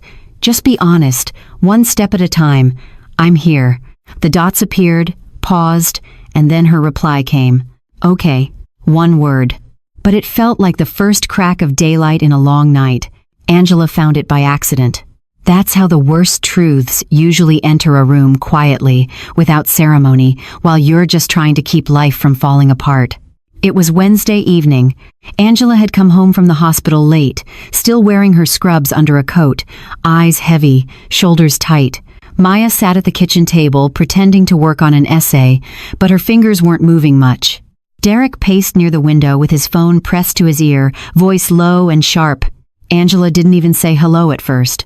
She walked straight to the counter and reached for a glass, hands trembling slightly as she poured water. She watched Derek out of the corner of her eye the way women watch men when they're trying to measure the weather inside their own home. He hung up abruptly, tossed his phone onto the couch, and turned toward them with a forced smile. Too quick, too bright. "Ladies," he said, as if he was hosting a talk show, "let's not be dramatic tonight. We're getting through this." Angela stared at him. "Who was that?" "Just a client," Derek said. "Business." Maya's pen stopped. Angela's eyes narrowed. "You don't have clients, Derek. Not right now." His smile tightened. "You don't know that." "I do," Angela replied, voice quiet but cutting. "Because the rent is overdue. Because the credit card is maxed. Because the bank called me at work." The air shifted. Derek's face darkened in a way that made Maya straighten in her seat. "What bank?" Derek demanded. Angela didn't flinch. "Mine, the one my paycheck goes into, the one you've been moving money around in." Derek stepped closer. "Why would a bank call you at work?" Angela's jaw tightened. "Because someone tried to transfer money out of my account twice last week, and when they couldn't, they flagged it." Maya's stomach turned. She looked from her mother to her father, the silence between them suddenly louder than any shouting. Derek's voice dropped low. "Are you accusing me?" Angela didn't answer immediately. She walked to the kitchen drawer where she kept mail and receipts and pulled out an envelope she hadn't opened until that morning, an overdraft notice, crisp and official, with dates and amounts listed like a confession. "I'm not accusing," she said. "I'm reading." Derek snatched it from her hand. His eyes scanned the page, then his expression shifted, first irritation, then calculation. "You don't understand financial strategy," he said, tossing the paper back onto the counter like it was trash. "I was protecting us." Angela laughed once, sharp and humorless. "Protecting us? By draining my account?" Derek's eyes flashed. "I did what I had to do. Your mother started this. If she'd just given the money, none of this would be happening." There it was again. My name like a scapegoat. Maya's throat tightened. She wasn't in my house, but she could almost hear the echo of Sunday afternoon, how quickly Derek turned himself into the victim. Angela's voice rose. "Don't blame my mother. You hit her." Derek's face twisted. "And she pushed me." Maya stood slowly. Her chair scraped the floor. Derek's head snapped toward her. "You're going to stand there and say that?" Maya asked, her voice shaking now. "You keep saying she pushed you, but you're the one who hit her, and now you're stealing from Mom." "Watch your mouth," Derek barked. Maya's hands clenched at her sides. "You're not protecting me. You're using me." Derek's eyes sharpened, and Maya saw something she hadn't wanted to name before, the part of him that enjoyed control. Angela looked down at the counter again, and that's when she saw the second thing, something worse than the overdraft notice. A folder, half hidden behind the fruit bowl, like it had been shoved there hastily. The top page was visible enough for her to read a bold line. "Payment plan, medical." Angela's breath caught. She picked it up. Derek lunged. "Give me that." Angela held it back instinctively. "What is this?" Derek's jaw clenched. "Nothing." Angela flipped the page. It was formatted like a hospital document. Letterhead, a doctor's name, a breakdown of costs. And the patient name typed on the line? Maya Coleman. Maya's heart stopped. What is that? Maya whispered. Angela's face went pale. Why is Maya's name on this? Derek's eyes darted between them. For the first time, he didn't have an immediate story ready. He grabbed for the paper again. It's paperwork. It's fake, Maya said suddenly, voice small but certain. I've never had that procedure. Angela stared at Derek like she was seeing him for the first time. You used Maya's name, she said slowly, as if each word tasted like metal. You used our daughter's name. For what? Derek's voice rose. Too fast, too defensive. It's complicated. It was an estimate. It was just in case. People do this all the time. Angela's eyes burned. People do fraud all the time, Derek. That doesn't make it normal. Derek's face hardened. Oh, now you're on her side too? You're really going to throw me away because your mother is playing victim? Angela's hands shook as she held the document. This isn't about my mother. This is about you. Derek stepped closer, towering over her. You know what happens if you let her win. You lose your family. You lose your home. You lose everything. Angela didn't step back, but her eyes flickered toward Maya, fear for her daughter, fear for herself, fear for the ground shifting under her. Maya moved closer to her mother, positioning herself in a way that made Derek's nostrils flare. You're scaring her, Maya said, voice trembling with anger. Stop! Derek turned on Maya, the softness he used on her gone now. You think you know better. You're 18. You don't know what it takes to keep a family afloat. Maya swallowed. It doesn't take hitting Grandma. Derek's hand lifted slightly, just a motion, just a flicker like muscle memory threatening to repeat itself. Angela saw it. She saw the lift, the impulse, the way his body prepared to control with force, and something in her changed. Don't, she said, voice deadly calm. Derek froze, eyes wide for a fraction of a second, then he dropped his hand as if it had never moved. Angela set the paper down carefully on the counter, as if it might explode. You lied, she said. You lied about money. You lied about contracts. You lied using our daughter's name, and you hit my mother. Derek's face contorted. I did everything for you. No, Angela said, voice breaking. You did everything for you. Maya's eyes filled, but she didn't cry. Not yet. She looked at her father like she was grieving him while he was still standing there. Angela grabbed her keys from the hook by the door. Maya, she said, voice trembling. Get your bag. Derek's head snapped up. What are you doing? Angela's voice shook, but she held firm. We're leaving. You're not leaving, Derek said, stepping into the path. You're not walking out on me because of her poison. Angela stared at him. Move. Derek laughed once, sharp and cruel. Or what? You'll run back to your mama and let her control you again? Angela's eyes flashed. At least my mother doesn't hit me. The room went silent. Derek's face darkened. His shoulders rose and fell like he was trying to decide whether to explode or negotiate. Then he shifted tactics, voice softening too quickly, too smoothly. Angela, he said, reaching for her arm. Baby, listen. This is stress. You know I'm under pressure. Don't do something you'll regret. Angela pulled her arm away. I regret staying quiet. Maya picked up her backpack without looking at her father. Her hands were shaking. Derek's eyes darted to her. Maya, don't be dramatic. Tell your mother she's overreacting. Maya's voice came out small, but it landed hard. I'm not overreacting. I'm finally seeing. Angela opened the door. Derek's voice rose behind them, turning ugly again. If you walk out, don't come back. You hear me? You'll ruin us. Angela didn't turn around. She walked down the hall, Maya close beside her. The door shut. And for the first time in that apartment, Derek was alone with his own lies. Across town, I didn't know any of this yet.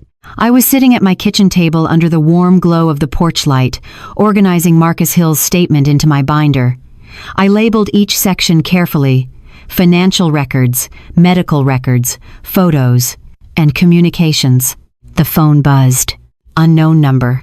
My breath caught. My mind flashed to Derek's threats. Then the message came through. Lorraine, it's Maya. Please don't tell Mom I texted you yet. We're coming to your house. My hands went still. For a moment, all I could hear was Samuel's watch ticking from the counter. Tick, tick, tick. The truth had finally cracked through the noise. and it was headed back to my front porch. The porch light was already on when Angela and Maya arrived, though it wasn't fully dark yet. I turned it on early these days. Not out of habit, but out of principle. A steady glow that said, "This house is not ashamed of the truth." Their car pulled into the driveway slowly, like someone approaching a place they weren't sure they deserved. I watched from the living room window, my hands resting on the back of the couch. For a moment, I could only hear the tick of Samuel's watch from the kitchen counter. Tick, tick, tick. Time moving forward whether any of us were ready or not. Angela got out first. She looked smaller than she had on my porch last week, shoulders rounded, hair pulled back in a messy knot, hospital scrubs under her coat. Not the sharp, defensive daughter who came to threaten me. This was a woman who had run out of excuses. Maya stepped out next, backpack slung over one shoulder, eyes red but dry. She looked 18 in the most painful way, old enough to understand, too young to know where to put the grief. They walked up the front steps and stopped at the door. Angela lifted her hand to knock, then hesitated. I opened it before she could. For a second, none of us moved. We just looked at one another, 3 women, 3 generations, all carrying a different kind of bruise. Angela's eyes flicked to my jaw again. The yellow and purple had softened, but the outline still spoke. "Mama," she whispered. That was all. No apology, no explanation, just my title in her mouth, like she didn't know if she still had the right to say it. I stepped aside. "Come in." Angela's eyes widened slightly, as if she expected a lecture at the doorstep. Maya stood behind her mother, hands clenched around the strap of her backpack. I don't know how long we can stay," Angela said quickly, like she needed to control the terms before she lost her courage. Derek, he's... "Tonight," I said calmly. "You're here, that's enough." They entered, and I closed the door behind them with deliberate gentleness, not because I wasn't angry, but because I knew what loud doors did to a nervous system. Angela stood in the entryway like she didn't know where to put herself. Maya hovered near the hall, eyes flicking around, taking in my living room like it had changed in her absence. The same sofa, the same framed family photo, the same blue porcelain teacup on the side table chipped at the rim, still standing. I gestured toward the couch. "Sit." Angela sat slowly. Maya sat beside her, but not touching. Space between them and the way they held themselves told me this wasn't relief yet. It was shock. It was survival. I didn't ask questions first. I went to the kitchen, put water on for tea, and set out plates like my hands needed something practical to do, while my heart tried to rearrange itself. There was cornbread in the freezer and a pot of greens I'd made the day before and planned to eat alone. I warmed them anyway. Food is not forgiveness. Food is care. And care is what I could offer without lying about what happened. While the kettle heated, I heard Maya's voice behind me, quiet, brittle. "I'm sorry," she said. I turned slightly, leaning against the counter. Maya's eyes were fixed on the floor. Angela stared straight ahead, jaw trembling. Maya swallowed. "I shouldn't have posted those things. I shouldn't have said you embarrassed him. I was..." She stopped, then forced the words out. "I was trying to protect my dad." The word dad landed heavy in the room. I kept my voice soft. "I know." Maya looked up, startled. "You do?" "Yes," I said. "Because you're young, and he's your father, and he made you believe love meant loyalty no matter what." Angela's shoulders shook once. She pressed her fist against her mouth like she was holding something back. Maya whispered, "He said you hated him." I didn't smile, but something tight in my chest loosened a fraction. I didn't hate him. I feared what he could become when he stopped getting what he wanted. Angela finally spoke, her voice thin. "Mama?" I saw him lift his hand again. The air shifted. Not the same as Sunday. This was different. This was my daughter admitting something she hadn't wanted to know. Angela stared at the coffee table, eyes glassy. It was just a twitch. Just like muscle memory. Like it's easy for him. Maya's breathing turned shallow. I turned the burner down under the kettle and walked back into the living room. I sat in my armchair across from them, not towering, not closing the space. A mother knows when to hold and when to let someone speak their own truth out loud. Angela's voice cracked. He tried to use Maya's name on paperwork. Medical paperwork. I don't even know what it was for, but it looked real. Maya nodded quickly, tears finally spilling. It was fake. I've never had anything like that. He was going to, she stopped, horrified by the sentence forming. He was going to use me. Angela's eyes filled. He already did. Silence fell again, thick and exhausted. In the kitchen, the kettle whistled softly, like a warning I couldn't ignore. I stood, turned it off, and brought 3 mugs to the living room. I set them down one by one. The mugs clinked on the table, ordinary and steady. Angela's hands shook as she wrapped them around hers. "Mama," she whispered again, and this time the word carried more. Not just title, not just habit, need. "I don't know what to do," she said, voice breaking. "If I stay with you, he'll tell everyone I abandoned him. He'll say you turned me against him. He'll go after my job. He already threatened it." I thought of Derek's voicemail. "I'll take everything from you. Everything." "He will try," I said calmly, "but we will be smarter than him." Maya wiped her cheeks with the heel of her hand. "He said you were trying to put him in jail." "I filed a complaint because he hit me," I said. "The court decides the rest." Angela flinched. "I was so angry at you," she admitted, shame rising in her voice. "I said you were betraying us." My jaw tightened, but I kept my tone even. "You were afraid." Angela nodded, crying quietly now. "I was afraid of him, and I hated that. So I blamed you because you were safer to blame." There it was, the truth that women carry around for years, calling it love because it's easier than calling it fear. I reached for the blue porcelain teacup on the side table and held it up slightly, showing them the chipped rim. "You know why I keep this?" I asked. Maya sniffed, shaking her head. "Because it's still useful," I said. "It's imperfect. It's been dropped. It's been chipped. But it still holds something warm." Angela stared at the cup like she understood the metaphor without wanting to. "I'm not asking you to forgive me," she said quietly. "I'm not offering forgiveness as a transaction," I replied. "I'm offering safety and truth. The rest takes time." Maya's voice came out small. "Does that mean we can stay?" I looked at her, my granddaughter who had mocked me online, who had called me the problem, who had been used as a shield by her father. "Yes," I said. "You can stay." Angela exhaled, a sound half relief, half grief. I stood and pointed down the hallway. "Maya, you take the guest room. Angela, you can take your old room tonight." Angela's eyes flicked up sharply. "My old room? You think I turned it into a shrine?" I asked softly. She gave a weak, broken laugh through tears. "I don't know what I thought." "You thought you didn't belong here anymore," I said gently. "But you're my daughter, even when you're wrong, even when you hurt me." Angela covered her face with both hands. Maya stood, shoulders sagging, and for the first time since Sunday, I saw her look at me the way she used to, like I was steady ground. As they moved toward the hallway, I added quietly, "There will be boundaries." Angela turned back, wary. "What kind?" "The kind that keep us safe," I said. "No contact with Derek from this house. Not tonight. Not while we're thinking clearly. And you tell Evelyn everything you saw. All of it." Angela nodded, slow and shaky. "Okay." Maya nodded too. "Okay." When they disappeared down the hall, the house went still again. But it wasn't the same lonely stillness as before. This stillness had weight, yes, but it also had presence. I walked to the kitchen and began plating food. Collard greens, cornbread, a piece of baked chicken I'd saved for another day. I knocked gently on Angela's old bedroom door. "Dinner." A pause, then Angela's voice soft. "We're not hungry." "You will eat," I said, not harsh, just firm. "Even if it's later." I placed plates on the table and sat alone at first, listening to the house breathe. A few minutes later, I heard Maya's footsteps, then Angela's. They sat quietly, eating without conversation, like people learning the shape of a new reality. After dinner, Maya lingered in the doorway of the living room. "Grandma," she said, voice hesitant, Are you still going to court?"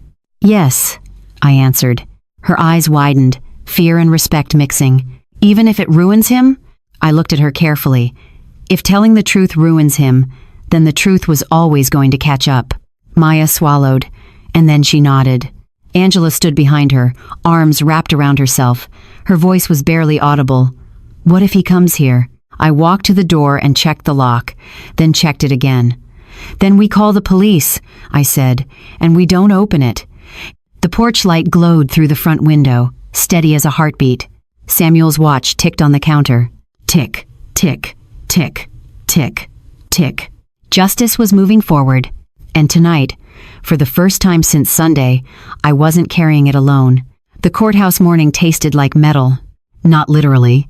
Of course, though the air near the entrance always carried that faint scent of security checkpoints and nervous breath, but there was something sharp in the atmosphere, like everyone walking through those doors had swallowed a coin they couldn't spit back out. Angela and Maya were upstairs when I woke.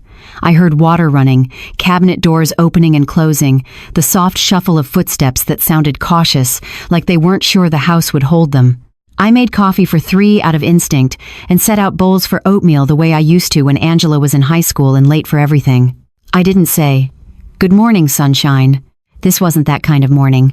When Angela came into the kitchen, she looked at the 3 mugs lined up like a small promise, and her face tightened. She tried to hide it, but mothers notice the tremor in a daughter's mouth, the way nurses notice a change in breathing. "Mama," she said softly, "we don't have to go with you." "Yes," I said, stirring oatmeal. "You do," quote. Angela flinched. "I mean, I know what you mean," I replied, keeping my voice calm. "You're scared you'll make it worse." Maya slid into the chair, hair pulled back, sweatshirt over leggings, eyes puffy from a night that probably didn't include much sleep. She didn't look at me at first. She stared into her coffee like the swirl could rearrange her life. "It won't be worse because you show up," I continued. "It'll be worse if you let him tell the story without you in the room." Angela's shoulders slumped. "He'll hate me," Maya whispered, almost to herself. "He already does when he doesn't get what he wants." The honesty of it made the room go still for a moment. Then Angela reached for Maya's hand and squeezed. We ate quietly. Not because there was nothing to say, but because there was too much. I wore a dark blazer over a simple blouse and pinned my hair back neatly. I wanted to look like what I was.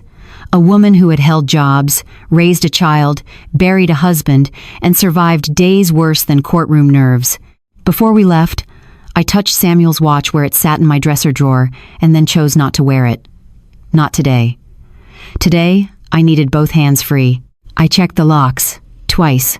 Then we walked out under the porch light that was still on from the night before, stubborn against daylight like it didn't trust the world to stay honest. Evelyn Brooks met us at the courthouse steps at 8:45 a.m., dressed in a charcoal suit that looked like it had never wrinkled in its life.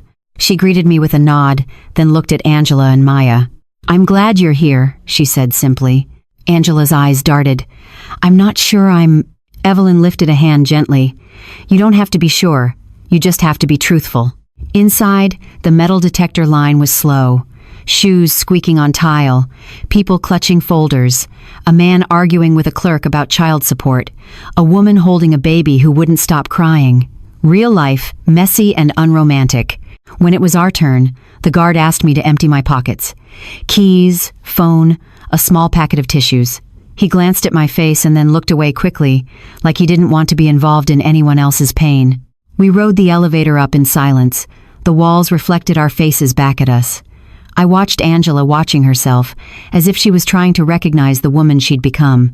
I watched Maya's jaw tighten every time the elevator jolted, like her body didn't trust stability. Courtroom 4B was smaller than I expected. Wooden benches worn smooth by years of waiting, an American flag tucked into the corner like a silent witness. The judge's seat elevated, not to intimidate, but to remind everyone where authority lived. Evelyn guided us to a row near the front. Angela sat on my right, Maya on her right, close enough that I could feel their tension through the bench. Then Derek walked in. He didn't look like a man facing assault charges. He looked like a man arriving to negotiate a deal. Clean haircut, crisp button-down, a confident stride. His attorney beside him, tall, pale, expensive suit, briefcase that looked like it cost more than my refrigerator. Derek's eyes found us immediately. His gaze slid over my bruise, still faintly visible, and then landed on Angela and Maya. For a second, his face tightened. Not hurt, anger. Then he smiled at them. A practiced, private smile that made my stomach turn. A smile that said, "I still own the story." Angela's fingers curled into the fabric of her blazer. Maya's breathing turned shallow. Evelyn leaned toward me. "Do not look at him," she whispered. "Look at the process. The bailiff called the room to order. Everyone rose. The judge entered mid-50s, sharp eyes, hair pulled back, the kind of face that had heard every excuse 100 times and still believed in the law enough to show up. We sat. My heart was beating fast, but my posture stayed steady. I kept my hands folded in my lap, nails pressed lightly into my palm. The prosecutor stood and introduced the case. Names, date, location. Then Evelyn rose briefly, her voice clear and controlled when she spoke on my behalf. This matter involves a clear act of physical violence recorded on video, corroborated by medical documentation, she said. We are prepared to present evidence. Derek's attorney smirked faintly. He leaned toward Derek as if whispering reassurance. The judge nodded. Proceed. The prosecutor held up a phone connected to a small monitor near the front. We'd like to submit doorbell camera footage from March 20th. My stomach tightened. Even when you know what's coming, watching your own humiliation replayed in public is its own kind of violence. The lights dimmed slightly. The screen flickered. And then my porch appeared, my own front step, my own welcome mat, the exact place I used to stand waving goodbye to Angela and Maya when they drove away after Sunday dinner. The footage began. Derek and Angela entered frame. I opened the door. We moved inside. The audio picked up fragments, voices rising, a low rumble of anger. Then the moment. Derek's hand rose. The slap landed. The sound echoed in the courtroom speakers, small but unmistakable, like a book closing too hard. I watched the jurors' faces. A woman in the second row flinched. A man's eyebrows jumped. Someone inhaled sharply. Angela gasped beside me, a sound she tried to swallow but couldn't. Her hand flew to her mouth. Maya stared at the screen, frozen. Her eyes glistened, and I could see her watching not just Derek's hand, but herself in the background, standing there, doing nothing. The video continued for a few more seconds, Derek stepping back, my body still upright, stunned but not collapsing. Angela hovering, reaching but not reaching. Then Evelyn asked for the footage to be paused at the clearest frame. The judge leaned forward slightly. The courtroom held its breath. There it was, Derek's palm against my face, the angle of my head, the unmistakable act. No misunderstanding. No barely touched. No billing error of violence. Derek's confident posture began to crack. He stared at the table now, jaw clenched so hard the muscles jumped. His attorney whispered urgently in his ear. The judge's voice cut through the silence. Mr. Coleman, she said, addressing Derek, do you dispute that this is you in the video? His attorney stood quickly. Your Honor, we dispute the characterization. I asked a specific question, the judge interrupted, tone controlled but firm. Do you dispute that this is you? Derek's mouth opened. Closed. Then he muttered, no. The word fell into the room like a stone. No. He couldn't deny he was there. He couldn't deny his hand. All he had left was the story he'd been feeding my family, that I deserved it. I felt Angela's shoulders shaking beside me. She was crying silently now, tears sliding down her cheeks without sound. Maya reached for her mother's hand and gripped it hard. Evelyn leaned toward me. This is why we document, she whispered. This is why we don't negotiate with intimidation. The judge nodded once, making a note. The court accepts the video into evidence, she said. Proceed. As the lights brightened again, Derek finally looked up.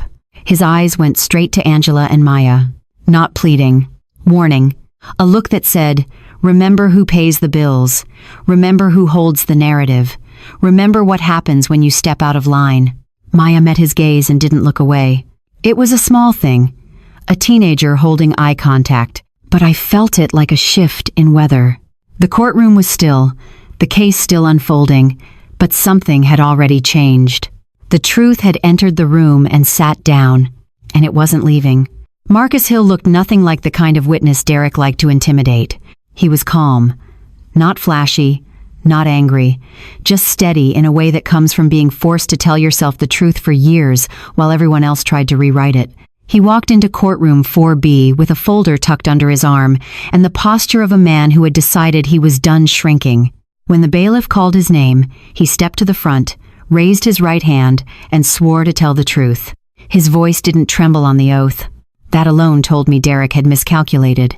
The prosecutor began gently, establishing basics. Marcus's age, his work background, his prior relationship to Derek. Marcus answered with concise sentences, the kind that don't invite stories to be twisted. "Mr. Hill," the prosecutor asked, "how do you know the defendant, Derek Coleman?" "We were business partners," Marcus said. "A tech consulting project. He proposed it. I invested capital." "How much did you invest?" $20,000 at first, Marcus replied. "Then another 11,000. I heard Angela inhale beside me. I didn't look at her. I didn't want to steal her focus from the truth unfolding, but I felt the shock in her body like a tremor in a wall." The prosecutor nodded. "Did you have documentation of those transfers?" "Yes," Marcus said, and held up his folder. They entered the financial records into evidence. I watched Derek's attorney shift in his seat, lips tightening. Derek stared straight ahead, jaw clenched, as if staring hard enough could erase the past. "Mr. Tanna, Hill," the prosecutor continued, "did you ever confront Mr. Coleman about the money?" "Yes." "Tell the court what happened." Marcus took a breath. The room got quieter not because people were polite, but because people sense when something heavy is about to be spoken. "We were in the office," Marcus began. "I brought printed statements. I asked him why business money was moving out of the account into places I didn't authorize. He smiled. He said I was being paranoid. Then he stepped close. Too close. Marcus's voice stayed controlled, but his eyes hardened as if he could see the scene in front of him. "I told him I wanted my money accounted for," he continued. "He shoved me. I fell into a filing cabinet. My ribs hit the metal edge." The prosecutor's tone remained calm. "Were you injured?" "Yes," Marcus said simply. "2 fractured ribs." The prosecutor asked him about the hospital visit. Marcus provided the date, the discharge summary, the imaging report. The pain medication prescribed, details that didn't sparkle but held weight. Then Evelyn stood for our side and approached, precise, composed. Her voice was clear enough to cut through any fog of denial. "Mr. Hill," she asked, "you were not related to Mr. Coleman, correct?" "No." "You were not living in his household?" "No." "You had no family conflict with him?" "No," Marcus said. "Just business." Evelyn nodded. "So your only connection to him was financial?" "Yes." "And when you asked him for financial clarity, he responded with physical force?" Marcus didn't hesitate. "Yes." Evelyn paused, letting the simplicity sit in the room like a verdict of its own. Then Derek's attorney stood. He was smooth, too smooth, the kind of man who wore confidence like a tailored suit. He walked toward Marcus with a polite smile that meant nothing. "Mr. Hill," he began, "you said you were business partners. Isn't it true that businesses sometimes fail and investors lose money?" Marcus looked at him. "Yes." "And isn't it also true," the attorney continued, "that you were angry about losing money and you wanted someone to blame?" Marcus didn't flinch. "I wanted transparency." The attorney nodded as if amused. "Transparency? But you didn't call the police that day, did you?" Marcus's eyes narrowed slightly. "I tried to file a report." "Tried," the attorney repeated. "But you didn't. And you didn't pursue criminal charges. Instead, you settled. You took money." Marcus's hands tightened lightly on the rail in front of him. "I took pennies compared to what was taken from me, and I signed an agreement because I was told it was the only way to end it." The attorney pounced. "An NDA, you signed a non-disclosure agreement." "Yes, and yet here you are," the attorney said, spreading his hands like a magician revealing a trick. "Violating it." Evelyn rose instantly. "Objection, Your Honor. This is a criminal proceeding. Witness testimony about assault is not barred by private NDAs, and the defense knows that."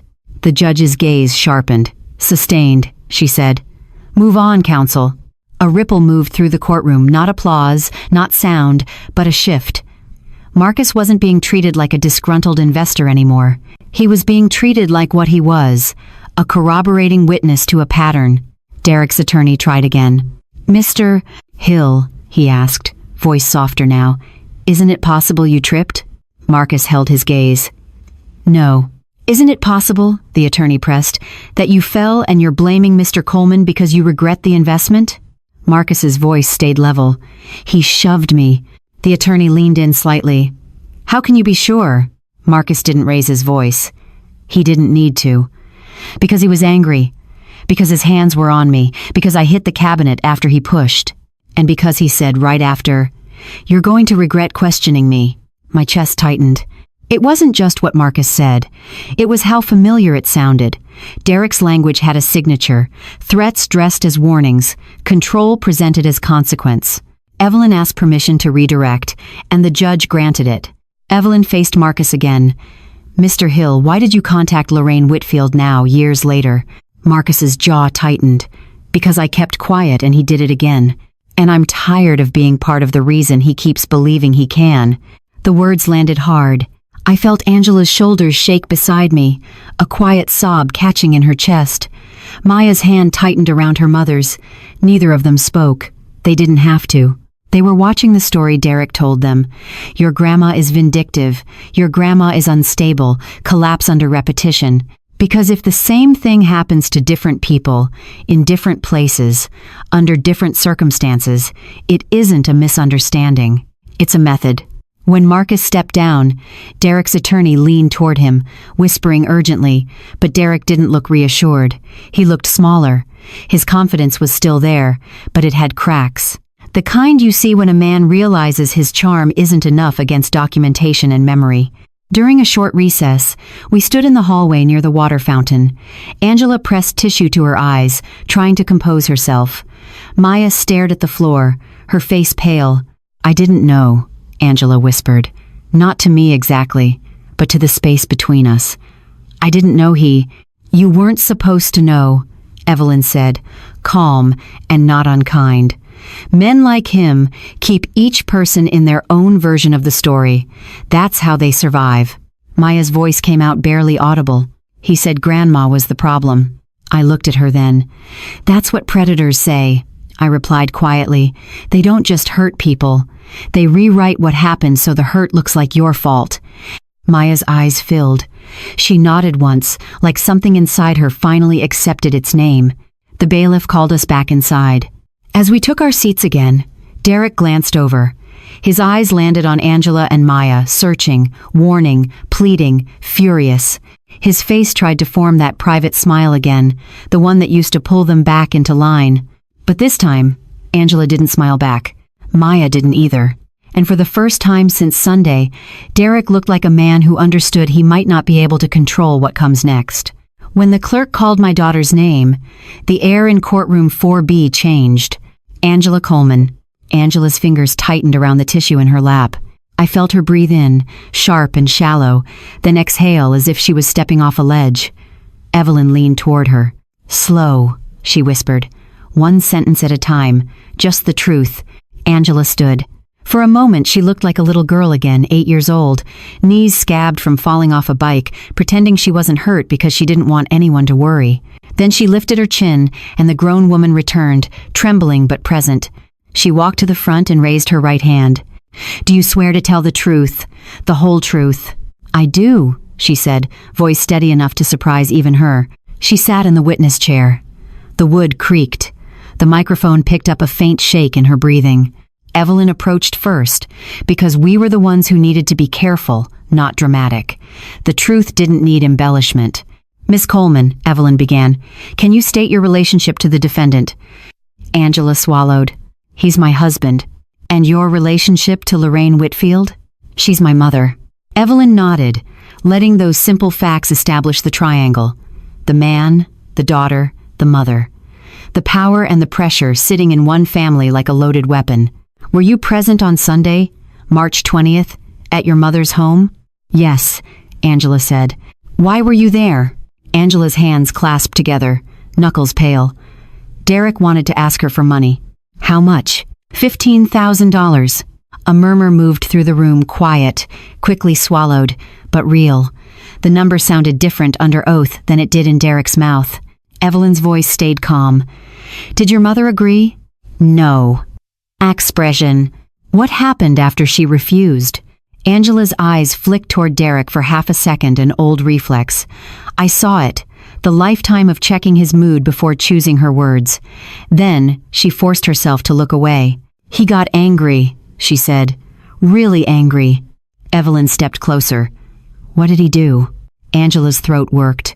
The silence stretched just long enough for everyone to feel how hard it was for her to say it. "He slapped my mother," Angela said, and the words came out like glass breaking. Across the face. The courtroom stilled. Even the bailiff seemed to stop breathing. Evelyn didn't rush. Did you see it clearly? Yes, Angela replied. Was there any doubt in your mind about what happened? No. Evelyn nodded once. What did you do? Angela's eyes filled, and this time she didn't fight the tears. Nothing, she whispered. I froze. Evelyn's voice softened, but it did not excuse. Why? Angela wiped her cheek with the tissue, hands shaking. Because I was shocked, and because I was scared. Scared. That word carried more weight than any legal term. Scared of her husband, scared of what he'd do, scared of what would happen if she stood between him and his anger. Evelyn let it sit there, and then asked gently, Did your mother provoke him? Derek's attorney shifted, preparing to object. Derek himself leaned forward, jaw tight. Angela's answer was firm. No, Evelyn continued. Did your mother touch him? No. Did she raise her voice at him? Angela paused, thinking carefully. No. She was calm. She told him no. She reminded him he already owed her money. Evelyn turned slightly, letting the judge and the jurors absorb the picture. An older black woman in her own home, calm, refusing to be exploited, and a grown man responding with violence. Why are you testifying today? Evelyn asked. Angela's hands gripped the edge of the witness chair. Because I've been lying to myself, she said, voice breaking. And because silence is complicity. The words moved through the room like a hymn nobody wanted to sing, but everyone recognized. Derek's attorney rose for cross-examination, smile polite, eyes sharp. Miss Coleman, he began, you love your mother, correct? Angela hesitated. Yes. And you're currently upset with your husband. I'm here to tell the truth, Angela said, voice shaking but controlled. Of course, the attorney replied smoothly. But isn't it true that your mother has never approved of Derek? That she's always been critical, always looking down on him? Angela's jaw tightened. That's not true. The attorney leaned in. Isn't it true your mother refused to help your family financially and then chose to punish Derek with the legal system? Derek's head turned, eyes locked on Angela, silently ordering her to obey. Angela's shoulders lifted with one shaky breath. She didn't punish him, she said. She protected herself. The attorney's smile thinned. So you want the court to believe you froze because you were scared. Scared of what, Miss Coleman? Angela swallowed hard. Scared of him. A ripple moved through the courtroom. Derek's face tightened, and his attorney's eyes flickered because that sentence, under oath, didn't just describe one slap, it described a home. The attorney tried to recover. So you're saying your husband is abusive? I'm saying he hit my mother, Angela replied. And I've seen him try to intimidate people when he doesn't get what he wants. The attorney's mouth opened, then closed again. Nothing further, he said finally, and sat down too quickly, as if the chair might save him from the air he'd just stirred up. The judge looked at Angela with a controlled expression that still carried something like acknowledgement. You may step down, she said. Angela stood, legs trembling, and walked back toward us. Maya reached for her mother's hand as she sat down, gripping it like a lifeline. Then the clerk called the next name, Maya Coleman. My granddaughter flinched like she'd been struck. Her eyes widened, panic rising. She looked at Angela, then at Evelyn, then finally at me. I didn't nod. I didn't push. I just held her gaze with the same steady calm I'd used Sunday when Derek wanted me to fold. Maya stood. She walked to the front with shoulders stiff, and when she raised her hand to swear the oath, her voice trembled on the words, I do. She sat, and her knees bounced under the chair until she forced them still. Evelyn's tone softened even more. Maya, how old are you? 18, she whispered. And what is your relationship to the defendant?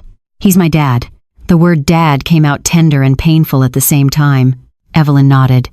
Were you present in your grandmother's living room that day? Maya swallowed hard. Yes. Tell us what you saw. Maya's eyes filled immediately. Tears slid down her cheeks, and she wiped them with the back of her hand, embarrassed. I saw my dad ask Grandma for money, she said, voice shaking. I saw her say no. I saw him get mad. And then he slapped her.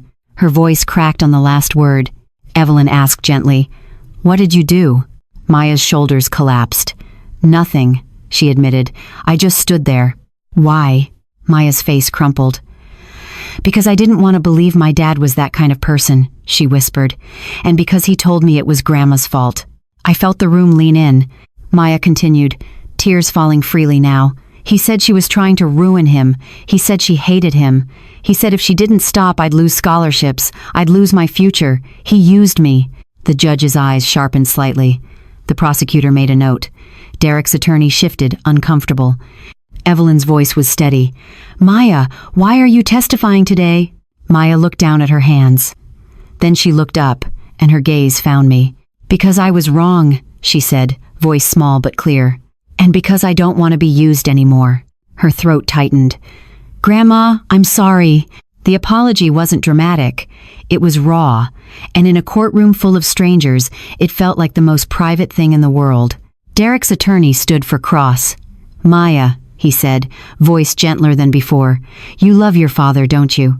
Maya's lips trembled. Yes. And your grandmother has always been strict, correct?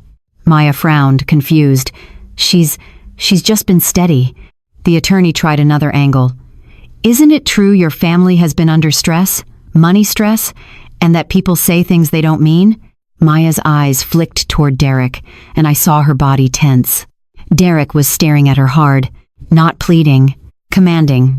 Maya swallowed, then looked back at the attorney. He meant it, she said softly. He always means it when he's angry. A sound came from Derek, then half laugh, half snarl. That's enough, Derek muttered, loud enough for the microphone to catch. The judge's gaze snapped to him. Mr. Coleman, she warned, you will remain silent. Derek's face reddened. His attorney touched his arm as if to calm him, but Derek shook him off like an inconvenience. Maya's hands were shaking again. Evelyn's eyes met hers in a quiet reassurance. The attorney, now tense, asked, Maya, are you saying your father is a violent man? Maya's voice dropped to a whisper. I'm saying he hit my grandma, and I'm saying I've seen him try to scare people into silence. Derek stood up suddenly, chair scraping the floor. This is ridiculous, he snapped. She's a kid. She doesn't know what she's saying. They got to her. They poisoned her. Mr. Coleman, the judge said sharply, gavel cracking once. Sit down. Derek didn't. His face contorted with rage, that same rage that had moved his hand on Sunday. You can't do this, he shouted. That's my daughter. The bailiff moved toward him. Remove the defendant if he cannot comply, the judge ordered, voice icy. Derek's attorney grabbed his sleeve. Derek, sit down. Derek yanked away. No, this is my family. You can't. The bailiff took his arm, firm and practiced. Derek jerked like a trapped animal, shouting as he was guided toward the door. Lorraine, he barked, turning his head toward me, eyes wild. You hear me? You'll pay for this. The courtroom went silent, except for his voice echoing off the walls as the door closed behind him. When the door shut, Maya burst into quiet sobs, shoulders shaking. The judge looked at her, her expression softening just slightly. You may step down, she said. Thank you for your testimony. Maya walked back to our bench on unsteady legs. Angela wrapped an arm around her, holding her tight. Maya clung to her mother like she was learning what safety felt like. I sat very still, hands folded, my heart pounding. Not because Derek had been removed, but because the courtroom had just witnessed exactly what I'd been telling myself all along. This wasn't a family argument. This was a man who used love as leverage and violence as punctuation. And now, in front of the law, he'd shown his true face without even realizing it. Tick, tick, tick. In my mind, Samuel's watch kept time. Justice wasn't gentle, but it was finally visible. The verdict didn't arrive with thunder. It came the way most life-changing things come through paperwork, procedure, a judge's steady voice, and a room full of people trying not to breathe too loudly. After Derek was removed, the courtroom felt strangely cleaner, quieter. The air still held his rage like smoke after a fire, but the source was gone. Angela kept one arm wrapped around Maya, rubbing her shoulder in slow circles the way mothers do when they don't know what else to give. Evelyn leaned toward me. Stay still, she murmured. Let the court finish. I nodded once. The judge called for a brief recess, and we stood in the hallway while court staff shuffled documents and lawyers whispered strategy into each other's ears. I watched people pass by strangers with their own pain, their own betrayals. A man in a suit arguing into his phone. A woman with swollen eyes holding a folder against her chest like a shield. Somewhere down the hall, a child laughed, too young to understand where they were. Angela stared at the wall as if it might give her answers. Maya sat on a bench with her hands folded tight, knuckles white. "Mama," Angela whispered finally, I didn't think he'd explode like that." I kept my voice low. "You've been living around the explosion for years," I said gently. "You've just been standing far enough away to call it something else." Angela's eyes filled again. She swallowed hard, as if trying to keep grief from spilling in public. Maya's voice came out small. "Is he going to jail?" Evelyn answered before I could. "That depends on the judge's sentencing decision," she said. "But today, the court has already seen enough to understand this isn't a misunderstanding." Maya nodded, but her face tightened. "He's still my dad." "I know," I said softly. "Love doesn't evaporate just because the truth arrives. Sometimes love becomes the most painful evidence of all." The bailiff called us back in. We returned to the bench. The judge entered again, and the courtroom rose. When we sat, Derek was not in the room. His attorney sat alone at the defense table, shoulders stiff, face tight with controlled frustration. A man who had arrived expecting to win on charm and spin now looked like he was calculating damage. The prosecutor stood and summarized the evidence methodically. The doorbell video, my medical documentation, Derek's threatening voicemail, Marcus's testimony establishing a pattern of financial manipulation and violence, and then most devastating Angela and Maya's statements under oath. The defense attorney tried to argue family conflict and stress and isolated incident. He said Derek had never been charged before. He said Derek was a provider. He said Derek was willing to seek counseling. He never once said Derek was sorry. And that absence spoke louder than any sentence. When it was time, the judge looked down at her notes, then up at the empty defense table space where Derek should have been. Her voice was steady, almost tired, the tone of someone who has heard too many people confuse excuses with explanations. "I have reviewed the evidence presented," she said. "The video evidence is clear. The medical documentation corroborates injury. The witness testimony establishes not only the incident itself, but a pattern consistent with coercion and intimidation." My fingers pressed into my palm. Angela held Maya's hand like a lifeline. The judge continued, "Mr. Coleman's behavior in this courtroom further supports the court's concern regarding his impulse control and respect for authority." She paused. The room held its breath. "I find the defendant guilty of assault," she said. "Guilty." The word did not feel like victory. It felt like a door closing.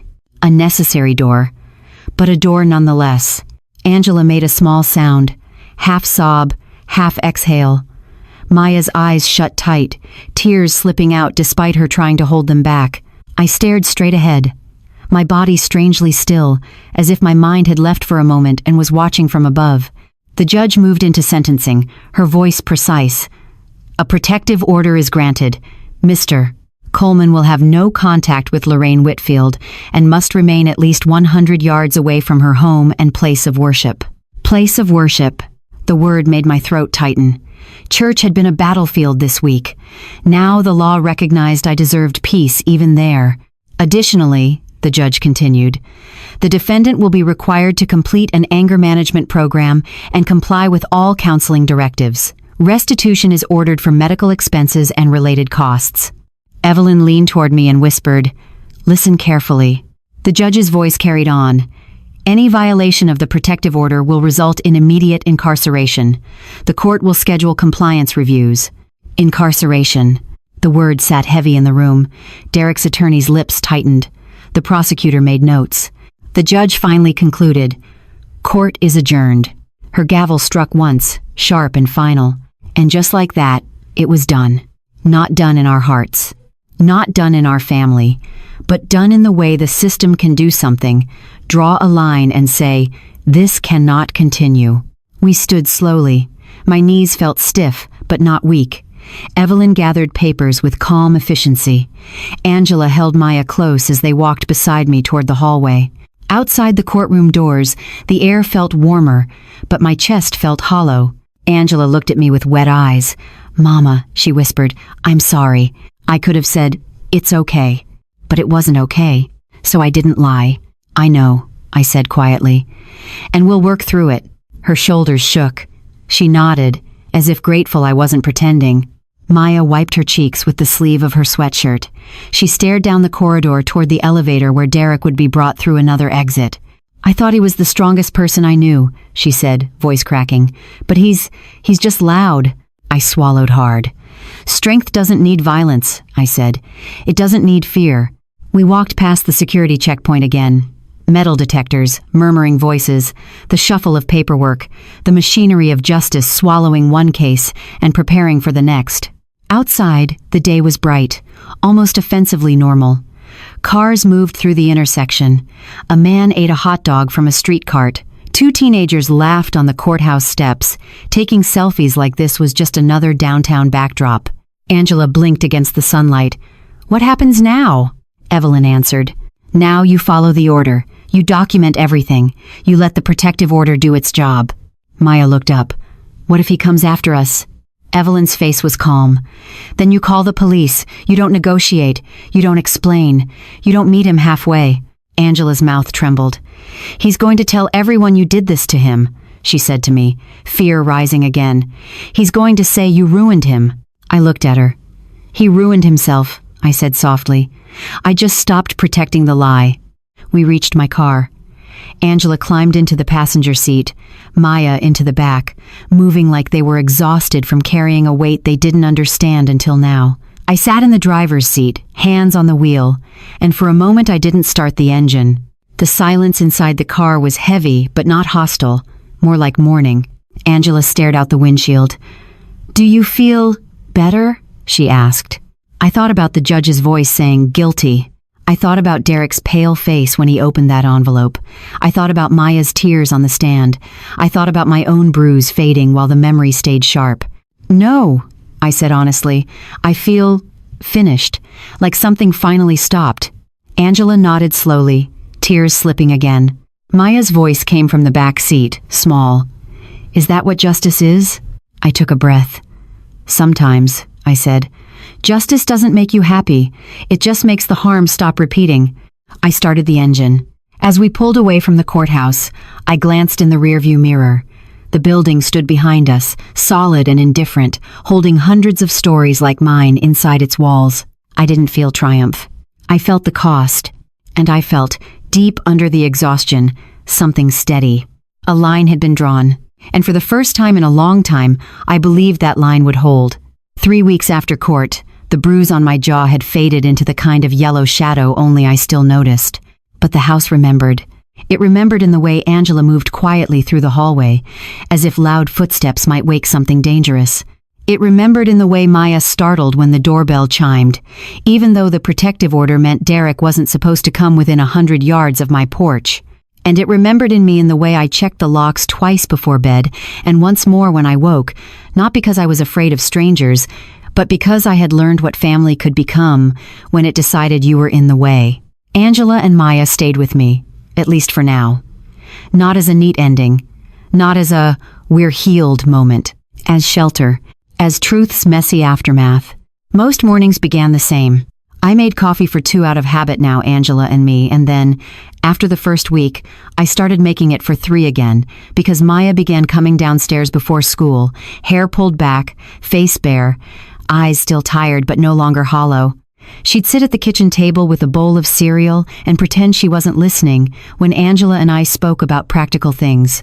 Car insurance, counseling appointments, the paperwork Angela needed to file for a new apartment lease. It was strange how ordinary life insists on returning, even after something extraordinary breaks you. One morning, Maya pushed her cereal around with her spoon and said quietly, "My friends keep asking if I'm okay." Angela looked up. "And what do you say?" Maya shrugged, not quite meeting her mother's eyes. "I say I'm fine. I rinsed a mug at the sink and didn't turn around." "And are you?" Maya hesitated. The spoon stopped clinking. Then she whispered, "No." That one word held more courage than most people realize. Not the courage to fight someone else. The courage to admit you're hurt. Angela's hand trembled slightly as she reached across the table and touched Maya's wrist. Maya didn't pull away. She didn't lean in either. She just let the touch exist. That was progress. Therapy began the second week. Angela resisted at first. Not because she didn't believe in it, she worked in healthcare. She knew the language, but because therapy forces you to say things out loud that you've survived by swallowing. The first day, she came home and went straight to the bathroom. I heard the shower running for a long time. When she finally came downstairs, her eyes were swollen, her face stripped clean. I told her I was afraid of him, she said quietly. I poured her tea without making a fuss. Good, I said. Angela stared into the mug like she was trying to find herself in the steam. I didn't realize how many choices I made just to avoid his anger. I nodded. That's the invisible damage, I said, the kind nobody photographs. She looked up at me, guilt flickering. And I put that damage on you. I didn't soften it with lies, but I didn't sharpen it with cruelty either. You did, I said. But you're here now. Angela's lips trembled. Do you think I'm a bad daughter? I thought of all the years she'd been good in ways nobody praised. Long shifts, school forms signed, birthdays remembered, bills paid, sacrifices made quietly. I thought of the way Derek had taken her goodness and twisted it into obedience. No, I said. I think you're a woman who got trained to confuse peace with safety. Angela pressed her hand to her mouth, and tears spilled. This time she didn't apologize for them. Maya's healing looked different. It came in waves. Some days she was sharp and angry, snapping at small things, a missed ride, a late dinner, a comment from a friend. Other days she was so quiet I could hear her sadness in the way she set her fork down. One night, after she'd been unusually silent through dinner, she lingered in the living room while I folded laundry. Grandma, she said, voice small. I keep thinking about that day. I didn't pretend not to know which day. Me too, I said. She sat on the edge of the couch, pulling her knees up, looking younger than 18 in the dim lamplight. I told you you embarrassed him. My hands paused on a folded towel. Maya's eyes filled. I was trying to be loyal, but it was like he was making me loyal to him against you. I sat down slowly in my chair. That's what manipulation does, I said. It makes you believe love has sides. Her voice cracked. When he looked at me in court, I felt scared. I watched her carefully. Not because he was going to hit you right there, I said, but because you saw that his love depends on control. Maya nodded, tears slipping. I still miss him sometimes. Is that messed up? No, I said softly. That's human. She wiped her cheeks and whispered, I hate that part of me. I leaned forward, keeping my tone steady, radio soft. Don't hate yourself for loving your father, I said. Hate what he chose to do with that love. The silence that followed wasn't empty. It was the kind of silence that holds something gently. The court order did its job in the background. Derek didn't come near the house. But he tried to exist in our lives in other ways, through whispers, through mutual acquaintances, through the invisible network of small-town storytelling. A woman from church pulled me aside one Sunday, my first Sunday back, sitting in the third pew with Angela and Maya on either side like an unspoken shield. Lorraine, she murmured, I heard Derek lost his apartment. I didn't respond. She continued anyway. They say he's staying with a friend. They say he's looking for work. I nodded politely and turned back toward the front. My dignity didn't need updates about his downfall. But the truth was, I heard enough to piece it together. His business dried up fast when people realized he came with court documents. The same charm that opened doors began closing them. His landlord didn't want a tenant with legal trouble. His circle, those men who laughed with him at barbecues and nodded at his stories, grew quiet when the stories stopped being flattering. Angela learned that too. One afternoon she came home holding her phone like it weighed 100 pounds. He called my hospital, she whispered. My chest tightened. What did he say? Angela swallowed hard. He told HR he's worried about my mental stability. He said, you're manipulating me. He said, I'm not safe around patients. Maya's face went pale. Can he do that? Yes, I said. He can say anything. The question is whether anyone believes him. Angela's eyes filled. What if they do? I walked to my desk drawer and pulled out a folder. Evelyn had prepared copies of the protective order, court outcome, and a letter from Evelyn offering to speak to HR if needed. Calm, professional, official. I handed it to Angela. We respond with fact, I said, not panic. Angela nodded slowly, her breathing steadier as she held the papers. I'm tired, she admitted. I know, I said, but you're not alone in it anymore. That night, after Maya went upstairs, Angela sat with me on the couch and stared at the porch light glowing through the living room window. You always leave it on, she said. Yes. Even when you're mad, she said. Even when people talk. Yes. Angela's voice was soft. It feels like you're saying the house is still safe. I swallowed. I'm saying we're still here, I replied, and we don't hide from truth. Angela leaned her head back against the couch. I used to think justice meant someone gets punished, and then you feel better. I looked at her. Do you feel better? She shook her head slowly. No, I feel exposed. Truth is exposure, I said. But exposure is also oxygen. It's how rot stops spreading. She sat with that. Quiet. Upstairs, Maya's door creaked open briefly. She stood at the top of the stairs in her socks, hair loose, face tired. Grandma?